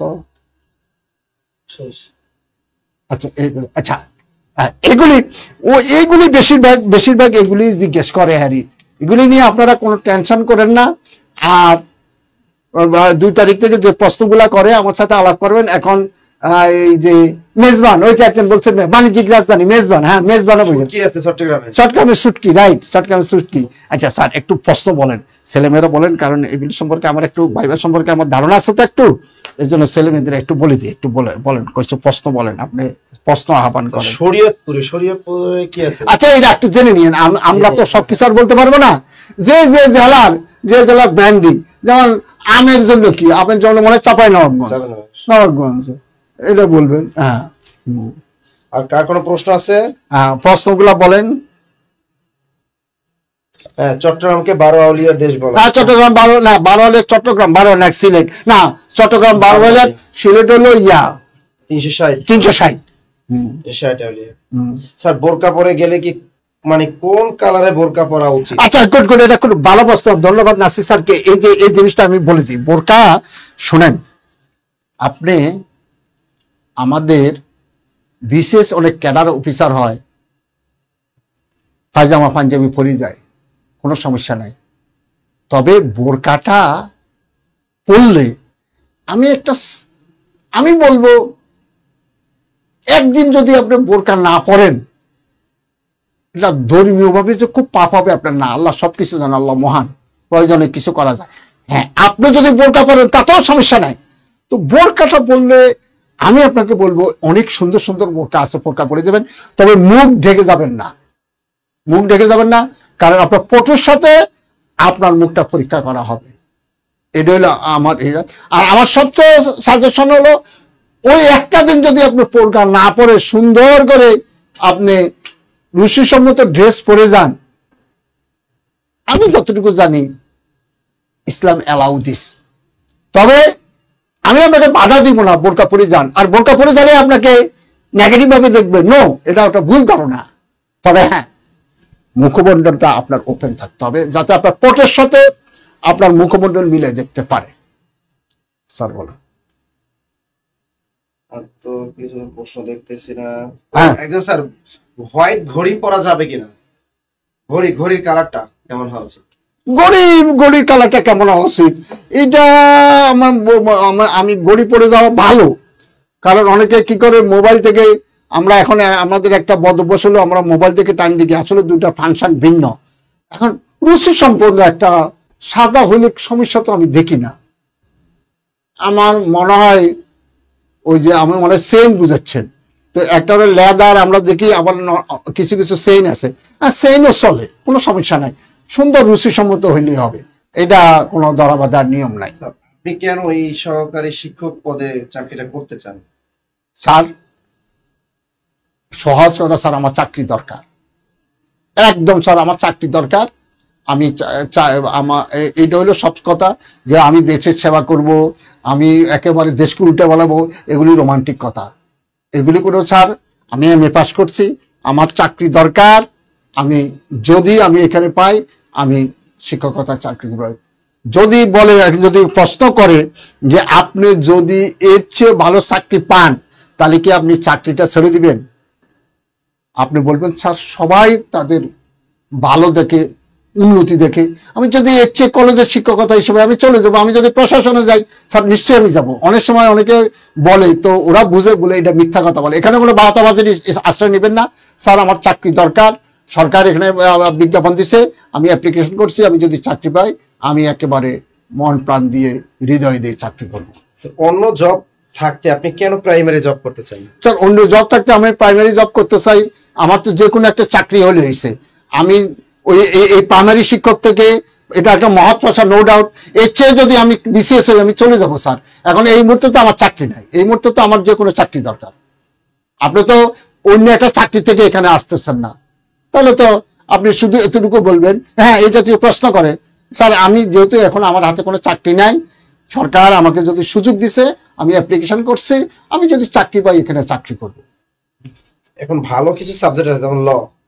আপনি ল পড়ে কেন এখানে প্রাইমারিতে চাকরি করতে পারছেন? এখন ল হবেন, আইনজীবী হবেন। এখন দেখেন স্যার, ল পড়ে এখানে আসে কিনা তেমন আমি জানি না, তবে হ্যাঁ ল পড়ে স্যার আমি, ঠিক আছে স্যার, আমি যদি জুডিশিয়াল সার্ভিস কমিশনের মাধ্যমে যদি আমি পরীক্ষা দিই, যদি আমি স্যার সেখানে সুপারিশ, নিশ্চয়ই আমি অ্যাসিস্ট্যান্ট জজ হিসাবে যাবো, কিন্তু আপাতত দৃষ্টিতে তো সেটা তো স্যার অনিশ্চিত, আমি যে সেখানে চাকরি পাবো সেটা তো স্যার গ্যারান্টি নাই। সুতরাং এই যে শিক্ষকতা, এটা তো একটা ভালো পেশা, মহৎ পেশা, আমি তো আপাতত সে সুযোগ নিব, কিন্তু আমি অ্যাসিস্ট্যান্ট জাজের জন্য যদি আমি এই চাকরিটা না পেয়ে, পরবর্তীতে আমি অ্যাসিস্ট্যান্ট জাজ হিসেবে তো না হতে পারি। স্যার আমি ওকালতিকে ব্যবসা হিসাবে, পেশা হিসাবে নিতে পারি, তো ওকালতি একটা পেশা, শিক্ষকতা একটা পেশা, তো আমি যে কোনো একটা পেশাকে তো স্যার বেছে নিতেই পারি। অনেকে শাড়ি কি জর্জেট পরবে নাকি সুতি পরবে? না, আমার মনে হয় সুতি শাড়িটাই আমার সবচেয়ে গরম তো স্যার, গরম তো সুতি শাড়িটাই, সুতি কিন্তু খুব রুচিসম্মত, জর্জেট মানে দরকার নেই, মানে মহাভারত অশুদ্ধ হয়ে যাবে তা না, কিন্তু সুতি পরাটাই একটা আমি মনে করি বাস্তবসম্মত আর কি মনে করি। অনেক সময় ভাই বোনে জিজ্ঞেস করে যে আপনার একটা খারাপ দিক বলুন, আপনার নিজের ভিতরে আছে। আমার খারাপ দিক স্যার, আমি যখন পড়তে লেখাপড়ার প্রতি আমার এত বেশি নেশা, মানে খারাপ জিনিসটা আপনি ইতিবাচক ভাবে বলবেন, যে আমার খারাপ দিক যদি বলেন স্যার, আমি ছোটকাল থেকে গল্প, উপন্যাস, নাটকের প্রতি আমার একটু আগ্রহ বেশি। আমি মানে খারাপ জিনিসটা এমন খারাপ বললেন না যেটা বোঝা যায় যে আপনার পেশার সাথে এটা অ্যাডজাস্ট করে না, এমন খারাপ জিনিস বলবেন না। আপনি বলতে পারেন যে আমার স্যার যদি বলেন আমার খারাপ দিক, সেটা হলো আমি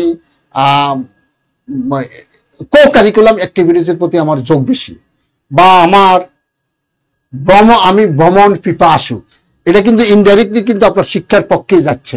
যেমন বিশেষে জিজ্ঞেস করে বর্তমান সরকারের দুই একটা নীতি, তখন আমি বলি, যদি বলি স্যার বর্তমান সরকারের একটা নেতিবাচক দিল, এখনো বঙ্গবন্ধুর খুনিদের ফাঁসি এখনো কার্যকর করতে পারে নাই, এখনো বিদেশে যারা বঙ্গবন্ধুর আত্মচক্ষিত খুনি আছে তাদেরকে এখনো কিন্তু আনতে পারেন নাই।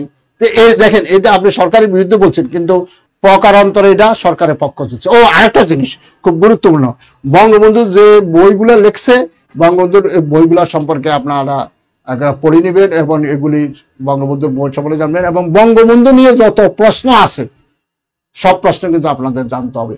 বঙ্গবন্ধুর জন্ম কোথায়, শিশু দিবস কবে, বঙ্গবন্ধু কতগুলো বই লিখছে, বঙ্গবন্ধুর 47 থেকে 71 সাল পর্যন্ত বঙ্গবন্ধুর অবদান, যে এবারেও বিসিএস আসছে বাংলাদেশের প্রথম রাষ্ট্রপতিকে বঙ্গবন্ধু, হ্যাঁ বঙ্গবন্ধু কবে জাতিসংঘের সাধারণ পরিষদে ভাষণ দিচ্ছে 25শে সেপ্টেম্বর, বঙ্গবন্ধুকে নিয়ে একটা সিনেমা হয়েছে, ওটার শ্যাম বেনেগাল। এই যে বঙ্গবন্ধু নিয়ে একটা প্রশ্ন প্রায় করে, হ্যাঁ এটা থাকবে, বঙ্গবন্ধু নিয়ে থাকবে, বঙ্গবন্ধু নিয়ে থাকবে। আর মাদ্রাসা ছাত্রদের কোন ধরনের প্রশ্ন করতে পারছে? মাদ্রাসার ছাত্র শোনেন, মাদ্রাসার ছাত্র মানে খারাপ, এগুলো ভুল ধারণা। মাদ্রাসার ছাত্র প্রশ্ন করতে বলে আপনি যখন আপনার ওই যে বিশেষ প্রাইমারি পরীক্ষা দিচ্ছেন, তার মানে আপনি যোগ্য বলেই তো আপনাকে এখানে পরীক্ষা দিচ্ছেন, তাহলে মাদ্রাসা প্রশ্ন, মাদ্রাসা রিলেটেড প্রশ্ন করবে, অসুবিধা কি, কোনো সমস্যা নেই। অনেক সময় প্রশ্ন করে যে আপনি কোন সাবজেক্ট বলে, ফিনান্স এন্ড ব্যাংকিং, আপনার সাবজেক্টের সাথে তো এই সহকারী শিক্ষকের তো কোনো মিল নাই, আপনি এখানে কেমনি পড়াবেন, কিভাবে পড়াবেন? না আমার সাবজেক্টের নাই স্যার, আমি তো ওটা কি পড়ার সময় কোনো একটা সাবজেক্ট, কোন সাবজেক্ট পড়াবে সেটা বলে, দেখা গেল স্যার আমি যদি ফিনান্স এন্ড ব্যাংকিং, তাহলে তো অঙ্ক পড়াইতে পারবে সে, হ্যাঁ এইরকম আর কি বলে। আপনি ফিনান্স এন্ড ব্যাংকিং, তা আপনি কি আপনার কি অঙ্ক পড়াইতে পারবেন না? পারবেন তো। আপনি কি ধরেন বাংলা সাহিত্য অনার্স করছেন, আপনি কি বাংলা পড়াইতে পারবেন না? আপনি রাষ্ট্রবিজ্ঞানে সমাজ বিজ্ঞান, তাহলে কি আপনি ওই যে সামাজিক বিজ্ঞান পড়াইতে পারবেন না? ইতিহাস পড়াইতে পারবেন না? পারবেন। এটা কোনো ফ্যাক্টর না। একদম আছে স্যার, যদি প্রশ্ন করে রাষ্ট্রবিজ্ঞান নিয়ে পড়াশোনা করেছেন, কিন্তু প্রাইমারিতে কোন বিষয় পড়াবেন? যে সামাজিক বিজ্ঞান, সামাজিক বিজ্ঞান, রাষ্ট্রবিজ্ঞানে, সামাজিক বিজ্ঞানে অধিকাংশ রাষ্ট্রবিজ্ঞানে পড়ানো হয় সামাজিক বিজ্ঞান। এগুলি বলার জন্য বলে, আপনি উত্তর দিয়ে দিবেন। এই যে দাঁড়িয়ে রাখতে পারে, দাঁড়িয়ে রাখলে কোনো সমস্যা নাই, কোনো সমস্যা নাই। দাঁড়িয়ে রাখবে না কেন? দাঁড়িয়ে নবী সুন্নত। বাংলাদেশের মন্ত্রী পরিষদ সচিবের পূর্ণ দাঁড়িয়ে ছিল, সো হোয়াট, এগুলো কোনো ব্যাপার না। গান তো পারে না স্যার, বিকল্প কি কবিতা? না না না না, গান না পড়লে গানের সুরের দরকার নাই, আর গান না থাকলে কবিতা বলবেন, আর গান পারেন না মানে কি? কি পারেন আপনি? 2 লাইন গান বলতে পারবেন না? বলে দিবেন। তবে হ্যাঁ, গানের রচয়িতাকে, গীতিকারকে, সুরকারকে, যে গান বলবেন, হ্যাঁ এখানে একটা জিনিস, যে গান সে গানের গীতিকার এবং সুরকার জানতে হবে। যে কবিতার লেখক জানতে হবে, কবি কত সালে জন্মগ্রহণ করছে, কত সালে মৃত্যু করছে, এটা শান করতে হবে। জাতীয় সঙ্গীত এবং রণসঙ্গীত দিয়ে আপনাকে জানতে হবে, জাতীয় পতাকার মাপ জানতে হবে, জাতীয় প্রতীক কি সেটা জানতে হবে, জাতীয় সঙ্গীত কি সেটা জানতে হবে। আপনাকে কেন আমরা জব দিব, বাকিদের বাদ দিয়ে কেন আপনাকে আমরা জব দিব? স্যার আমি যদি এখানকার, যদি আমি যোগ্যতা, আপনি সবার চেয়ে যদি আমি যোগ্য, বোর্ড যদি আমাকে যোগ্য মনে করে, আমি কোনো করুণা চাই না, যোগ্যতা থাকলে যোগ্যতার ভিত্তিতে আমাকে নিয়োগের জন্য সুপারিশ করবেন স্যার। এই ছেলেদের প্যান্টের যে বেল্ট, এটা কোন কালার হবে? কালোটাই বেটার, কালোটাই বেটার। এটা আমাদের সমাজের একটা কালো বাইবা ড্রেস হলো রুচিসম্মত। তো সাধারণত কালো প্যান্ট, কালো জুতা, সাদা শার্ট, কালো বেল্ট, এগুলি একটা প্রচলিত হয়ে আসছে। আসলে এগুলিতে একটু অফিসিয়ালও মনে হয়, কিন্তু আপনি যে আমি যে শার্টটা গায়ে দিচ্ছি, এরকম শার্ট করলে কি এখানে এমন কি আছে, খারাপ কি আছে? কিছু তো অনেকের ভুল আছে যে মানে ভোটার আইডি কার্ডে। আচ্ছা, ওই এটা আমাকে কয়েকজন প্রশ্ন করছে। আচ্ছা, ভোটার আইডি কার্ডে বলে আমার সকালেও একজন প্রশ্ন করছে, ভোটার আইডি কার্ডে আপনার মেট্রিক, ইন্টারমিডিয়েট, অনার্স বা ডিগ্রি, এটা এক। ভোটার আইডি কার্ডে ওনারা এটা বেশিরভাগ ভুলটা করছে, যারা এই কাজটা করছে তারা করছে। তো আপনি সংশোধনের জন্য অনুমতি দেন, সংশোধনের জন্য অ্যাপ্লিকেশন করেন, এবং আপনি যে অ্যাপ্লিকেশন করছেন এরকম একটা কপি আপনার কাছে রেখে দিবেন। এর মধ্যে যদি হয়ে যায় তাহলে হয়ে গেছে, আদারওয়াইজ বলবেন স্যার আমি সংশোধনের জন্য আবেদন করছি, এবং আপনি যে সংশোধনের জন্য আবেদন করছেন এই কপিটাও আপনি রেখে দিবেন, ভাইবা বোর্ডে এটা নিয়ে যাবেন। এক্সাম্পল স্যার, আমার খারাপ দিক হলো মানুষকে বেশি বিশ্বাস করে ধোকা খাই, এটা কি বলা যাবে? বেশি বিশ্বাস করে ধোকা খান, মানুষের প্রতি বিশ্বাস হারানো পাপ, রবীন্দ্রনাথের একটা বিখ্যাত উক্তি। তবে বর্তমান যুগ যখন প্রতিযোগিতার যুগ, একটু সামান্য একটু স্যার একটু চালাক চতুর হইতে হয়, একটু বলে দিবেন আর কি, একটু চালাক চতুর হইতে হয় স্যার, এটা বলা যাবে? হ্যাঁ হ্যাঁ, আচ্ছা আচ্ছা আচ্ছা আচ্ছা, জি স্যার। তাহলে না না, আর কোনো প্রশ্ন আছে? অনেক প্রশ্ন করে তো, কারণ প্রশ্নের মাধ্যমে আচ্ছা, আর কার কি প্রশ্ন আছে খুব দ্রুত প্রশ্নগুলো করেন। একটা ভাইবে পড়ে আপনি হয়তো প্রাইমারি ভাইবেন, আপনি বিসিএস ভাইবা দিবেন, আপনি নন ক্যাডার ভাইবা দিবেন, অথবা বিভিন্ন মন্ত্রণালয় বা অধিদপ্তরে আপনি ভাইবা দিতে যাবেন, ঠিক আছে? এখানে যদি আপনার কোনো ধরনের প্রশ্ন থাকে, প্রশ্নগুলো আমাদের কমেন্টের মাধ্যমে জানাতে পারেন, আমরা সেগুলো জবাব দিব ইনশাআল্লাহ। স্যার কিন্তু প্রস্তুত আপনাদের কমেন্টগুলোর জবাব দেওয়ার জন্য। জেলা প্রাথমিক শিক্ষা অফিসারের কি কাজ, উপজেলা প্রাথমিক শিক্ষা অফিসারের কাজ কি, সহকারী প্রাথমিক শিক্ষা অফিসারের কাজ কি, আর প্রধান শিক্ষকের কাজ কি, আর সহকারী শিক্ষকের কাজ কি, এগুলি কিন্তু একটু জেনে যায়, এগুলি মাঝে মাঝে জিজ্ঞেস করা। আবার অনেকে কেউ কি করছে স্যার, মানে মেয়ের অনেকে প্রশ্ন করে যে স্যার আমি যখন অ্যাপ্লাই করেছিলাম তখন তো আমার বিয়ে হয়নি, এখন তো আমার বিয়ে হয়ে গেছে, কিন্তু অ্যাপ্লাই করেছে সেখানে লিখেছে আনমেরিড। এখন তো যদি জিজ্ঞেস করে, হ্যাঁ না, তখন আমি আনমেরিড ছিলাম, এখন আমি মেরিড, সমস্যা কি? হ্যাঁ তো কোনো সমস্যা নেই। আমি যখন অ্যাপ্লিকেশন করছি তখন আনমেরিড, এখন আমি মেরিড, এটা ভাইবা বোর্ডেও জিজ্ঞেস করে, সো হোয়াট। আবার অনেকে কিন্তু স্যার লুকাইছে, আমাকে প্রশ্ন করে যে স্যার আমি যে আমার তো এই পোষ্য কোটা আছে, কিন্তু স্যার সে আনমেরিড লেখছে, এখন বিবাহিত হলে তো স্যার পোষ্য কোটাটা আর পায় না, এটা লুকাইছে।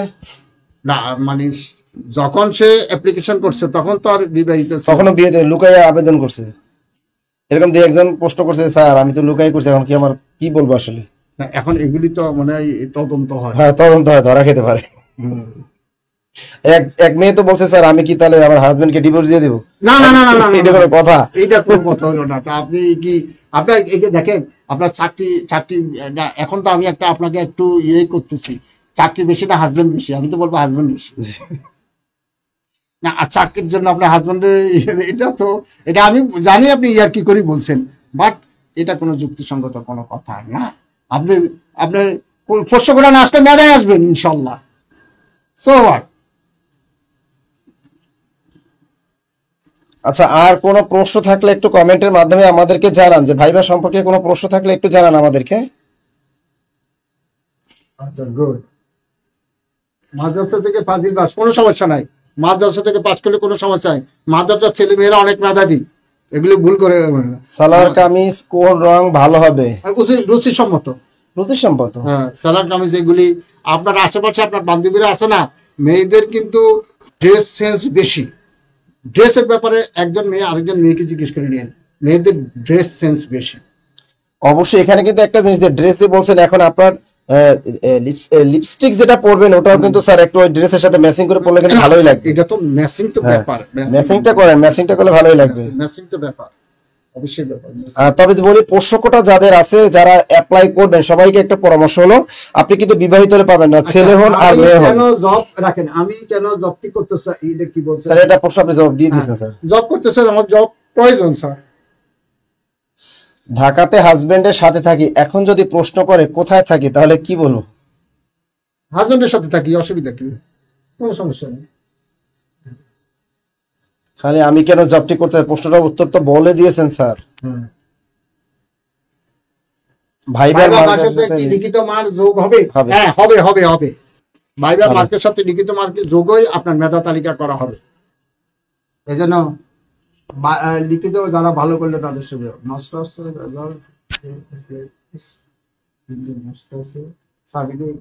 আচ্ছা, ওটা সমস্যা না, আপনি অনার্সের সার্টিফিকেট থাকলেই তো হইলো স্যার। সুকি ছাড়া না, শু পরাটা ভালো, এটা পড়তেই হবে, স্যান্ডেল পরাটা মানাবে না, মানাবে না।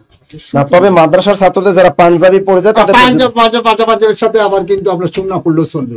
এই যে দেখছেন ড্রেস আপের একটা ব্যাপার আছে, পায়জামা পাঞ্জাবির সাথে আপনি ওই যে ওটা পড়লে, জুতাটা পরা যায়, সিম্পল পরা। সিম্পল। আচ্ছা, অনেক সময় স্যার প্রশ্ন করে যে আপনি এখন কি করেন? আমি স্যার আপাতত চাকরির আমি বেকার আছে এইভাবে নেগেটিভ কথা না বলে বলবেন যে চাকরির জন্য প্রস্তুতি নিচ্ছি, বেকার আছে এটা বলবেন না। লিখিত মার্কশিট ভাইবা স্যারদের কাছে থাকে, আমি যতটুকু জানি থাকে কিনা থাকে, আমি যতটুকু জানি থাকে।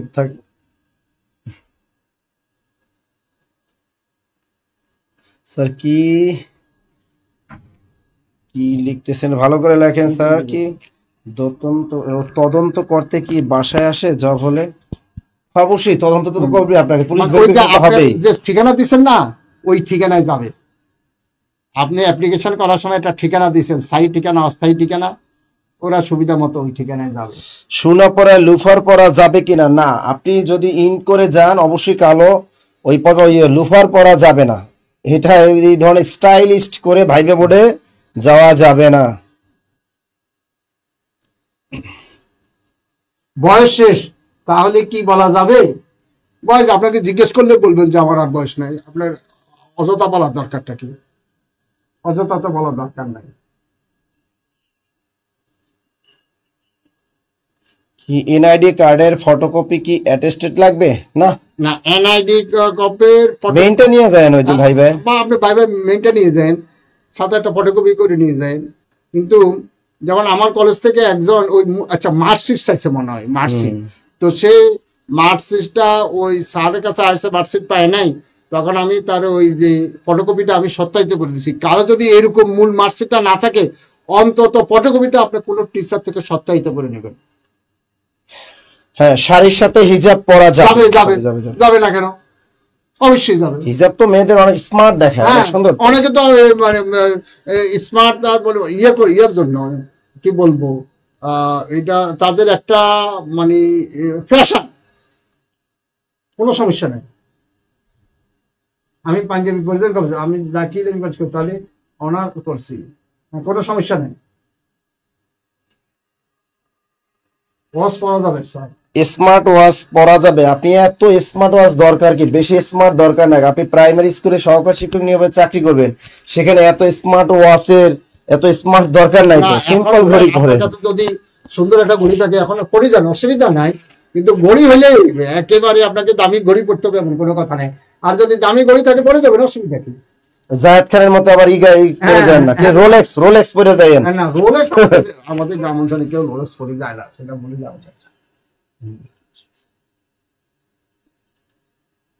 কি মেঘলা আকাশ, কি লিখেছো স্যার? সে ছাত্রী আমি। আপনার মনে ছেলে সার্টিফিকেট জমা দিলেও কি মার্কশিট জমা দিতে হবে? না দরকার নাই। মার্কশিট মনে লাগে না।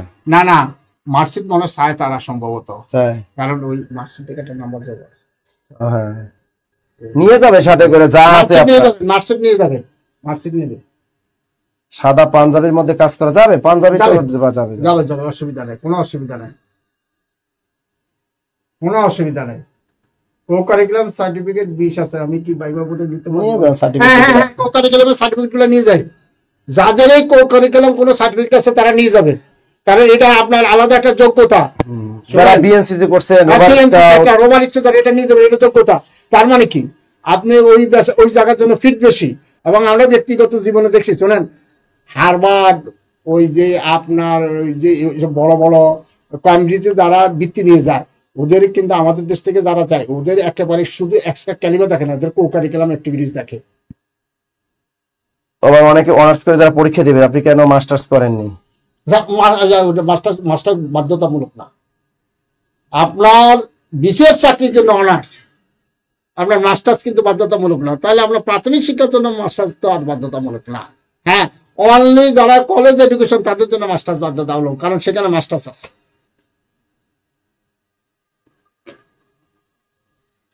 আমার কম্পিউটার কোর্সের সার্টিফিকেট আছে, ওইটা নিয়ে যাবেন। ভালো তো, অবশ্যই আপনি এটা নিয়ে যাবেন। এটা কিন্তু আপনার কো-কারিকুলাম অ্যাক্টিভিটিস, এটা নিয়ে যাবেন, চাইতে পারেন। বিএড এমএড সার্টিফিকেট ও বিএড এমএড তো প্রাইমারি শিক্ষার জন্য অত্যন্ত গুরুত্বপূর্ণ। আপনাদের আমি তো সবকিছু বলি না, এটা আপনাদের দেখবেন এটা অনেক হেল্পফুল স্যার। এই যে পিটিআই আছে না, পিটিআই প্রাইমারি ট্রেনিং ইনস্টিটিউট, আপনার national education, national academy for primary education, এইগুলির পর যদি আপনার আবার এইগুলির পর আপনার যদি কোনো ট্রেনিং থাকে, আপনার যদি বিএড থাকে, আপনার যদি এমএড থাকে, এগুলি কিন্তু আপনি এখানে আপনার ইয়ার শিক্ষা, এটাকে আমরা কি বলি, শিক্ষা বিজ্ঞান বলি, এটা কিন্তু আপনার অনেক কাজে লাগবে। এগুলি আপনার এডিশনাল একটা কোয়ালিফিকেশন। যে গানে অনেকের আছে, গানের সার্টিফিকেট থাকতে পারে, নাচের সার্টিফিকেট থাকতে পারে, এগুলো নিয়ে যাবেন সাথে। Answer training, BTV training certificate দেওয়া অবশ্যই দেওয়া যাবে। এটা আপনি এক কথা, এত কথা বলে না, সকল প্রকার কো কারিকুলাম অ্যাক্টিভিটিস আপনি নিয়ে যাবেন, এক কথা শেষ।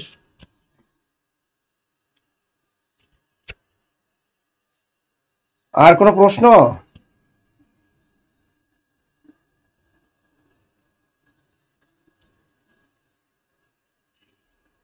আমি উদ্যোগ এটা কি বলা যাবে? হ্যাঁ, না না না, এখানে উদ্যোগটা তো বলা যাবে, কিন্তু জিজ্ঞেস না করলে বলেন না, কারণ উদ্যোগটা বলা যাবে তাহলে তো একটু কেমন হয়ে যায়, কারণ উদ্যোক্তা হিসেবে আপনি সব লাখ লাখ টাকা ইনকাম করবেন, ওইভাবে এইটাকে, এটা আপনার ওটা চাকরি করতে আসছেন কেন? হ্যাঁ, এইটা কিন্তু আপনি একটু এড়িয়ে যাবেন। এখানে আমি একটু এড়িয়ে যাওয়ার জন্য বলবো, কারণ উদ্যোক্তা ব্যাপারটা আলাদা। কারণ একজন উদ্যোক্তা অনেক ট্যালেন্ট লোক, একজন উদ্যোক্তা অনেক স্মার্ট লোক।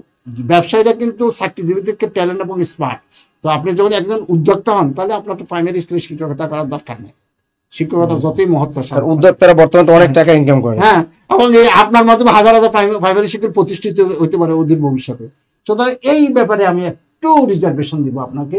হ্যাঁ, স্যার সারুকলা কি একটা জিনিস বলছিল? হ্যাঁ, এটা চলে গেছে। কোটাতে কি প্রতিবন্ধীদের কোটা কি দাঁড়িয়ে নিয়ে যাবেন? নিয়ে যাবেন অবশ্যই। কোটা মেনটেন করা হবে, কোটা মেনটেন করা হবে অবশ্যই। ঘড়ি কেমন হতে হবে বলা হয়ে গেছে। সার্টিফিকেট কোথায় সত্যায়িত করতে হবে? সার্টিফিকেট সদায় সত্যায়িত হবে। যারা সত্যায়িত করার, এটা কি বলবো, সত্যায়িত কোথায় করবেন? যারা সত্যায়িত করে first class gazetted officer, second class gazetted officer, তাদের কাছে যাবেন। এটা তো আপনাকে এই যে যার কাছ থেকে আপনার সুবিধা হয় তার কাছ থেকে করে নেবেন। একজন লিখছে বাংলাদেশের, নোয়াখালী হলে আমার কাছ থেকে করে নিন, যান। যে লিখছে বাংলাদেশের আয়তন কত? আমরা তো জানতাম 1,47,570, এখন কি বাড়ছে নাকি স্যার? না না না না, এটাই তো আছে, এটাই তো আছে। কিন্তু সামুদ্রিক হলো 1,18,813 বর্গ কিলোমিটার সামুদ্রিকটা। খেলায় প্রথম হওয়া সার্টিফিকেট নিয়ে যাবেন। আরে ভাই, এক কথাই বলছি, খেলায় প্রথম হচ্ছে, এটা আপনার একটা যোগ্যতা, মারাত্মক যোগ্যতা। কি বলেন? আজ থেকে 2,500 বছর আগে প্লেটো একটা বই লিখছে, বইয়ের নাম রিপাবলিক, এবং আপনার পিলিতে পরীক্ষা আসছে। ওখানে তিনি যারা রাষ্ট্র পরিচালনা করবে তাদের 1 নম্বর যোগ্যতা ছিল তাদেরকে খেলাধুলায় পারদর্শী হতে হবে। কি মনে করেন? খেলাধুলা পারদর্শী তার মানে আমরা ফিজিক্যালি ফিট, আর যারা ফিজিক্যালি ফিট তারা মেন্টালিও ফিট। খেলাধুলা is indicate you are physically fit, side by side you are mentally fit. এটা নিয়ে আর কোনো প্রশ্ন? সকল ধরনের কারিকুলাম অ্যাক্টিভিটি যেটা আপনার যোগ্যতা, বাস এক কথায় শেষ। রিটেনে মার্ক যাদের কম, তারা একটু ভার্নারেবল জন্য আছেন, তাদের ভাইবাটা অবশ্যই ভালো হবে। ভাইবাটা খুবই ভালো করতে হবে, আপনাকে প্রমাণ করতে হবে যে কোনো কারণে আপনি রিটেনে আপনি যোগ্য, আপনি যোগ্য। এখন যে কোনো লোক আপনার রিটেন খারাপ হয়ে গেছে, কিন্তু আপনি তো টিকছেন, তার মানে একেবারে খারাপ হয় নাই, নাহলে তো আপনি টিকতেন না। স্যার, গতকাল মেঘলা আকাশ তিনি আপনার কাছ থেকে সত্যায়িত করে নিয়ে আসছেন, তিনি এখানে ক্লাস করতেছেন।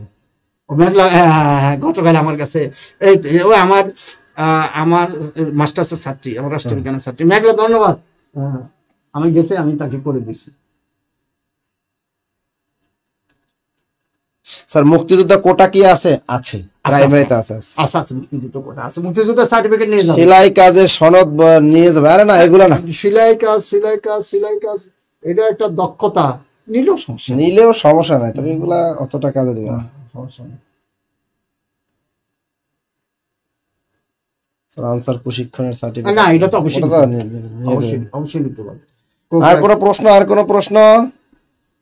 আর মনে প্রশ্ন নাই আপাতত, নাই। আচ্ছা, আমি লাস্ট একটা জিনিস আমি বলে দিই, সেটা হলো আমার এই জিনিসটা আপনারা একটু সমস্ত ছেলে মেয়েরা এই যে, আমি এখন একটা জিনিস লিখে দিচ্ছি।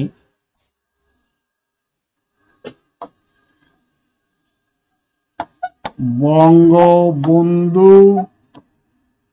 সম্পর্কে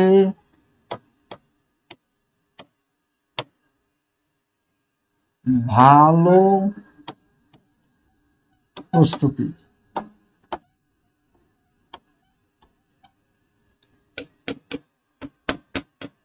প্রধানমন্ত্রী শেখ হাসিনা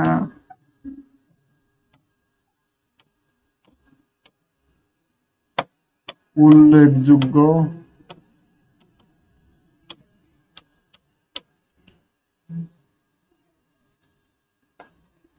বিদেশি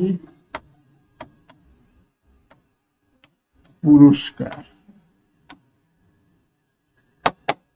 এগুলো একটু এগুলির উপর প্রশ্ন করে, মাঝে মাঝে প্রশ্ন করে।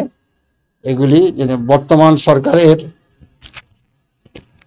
কোন প্রতিযোগিতার সামনে গেলে কেমন হয় স্যার, কোন প্রতিযোগিতার সনদপত্র, হ্যাঁ সকল প্রকার সনদপত্র আপনি নিয়ে যাবেন। আমি কি বলছি, এগুলি কো কারিকুলাম অ্যাক্টিভিটিস, এটা নিয়ে আর প্রশ্ন করেন না।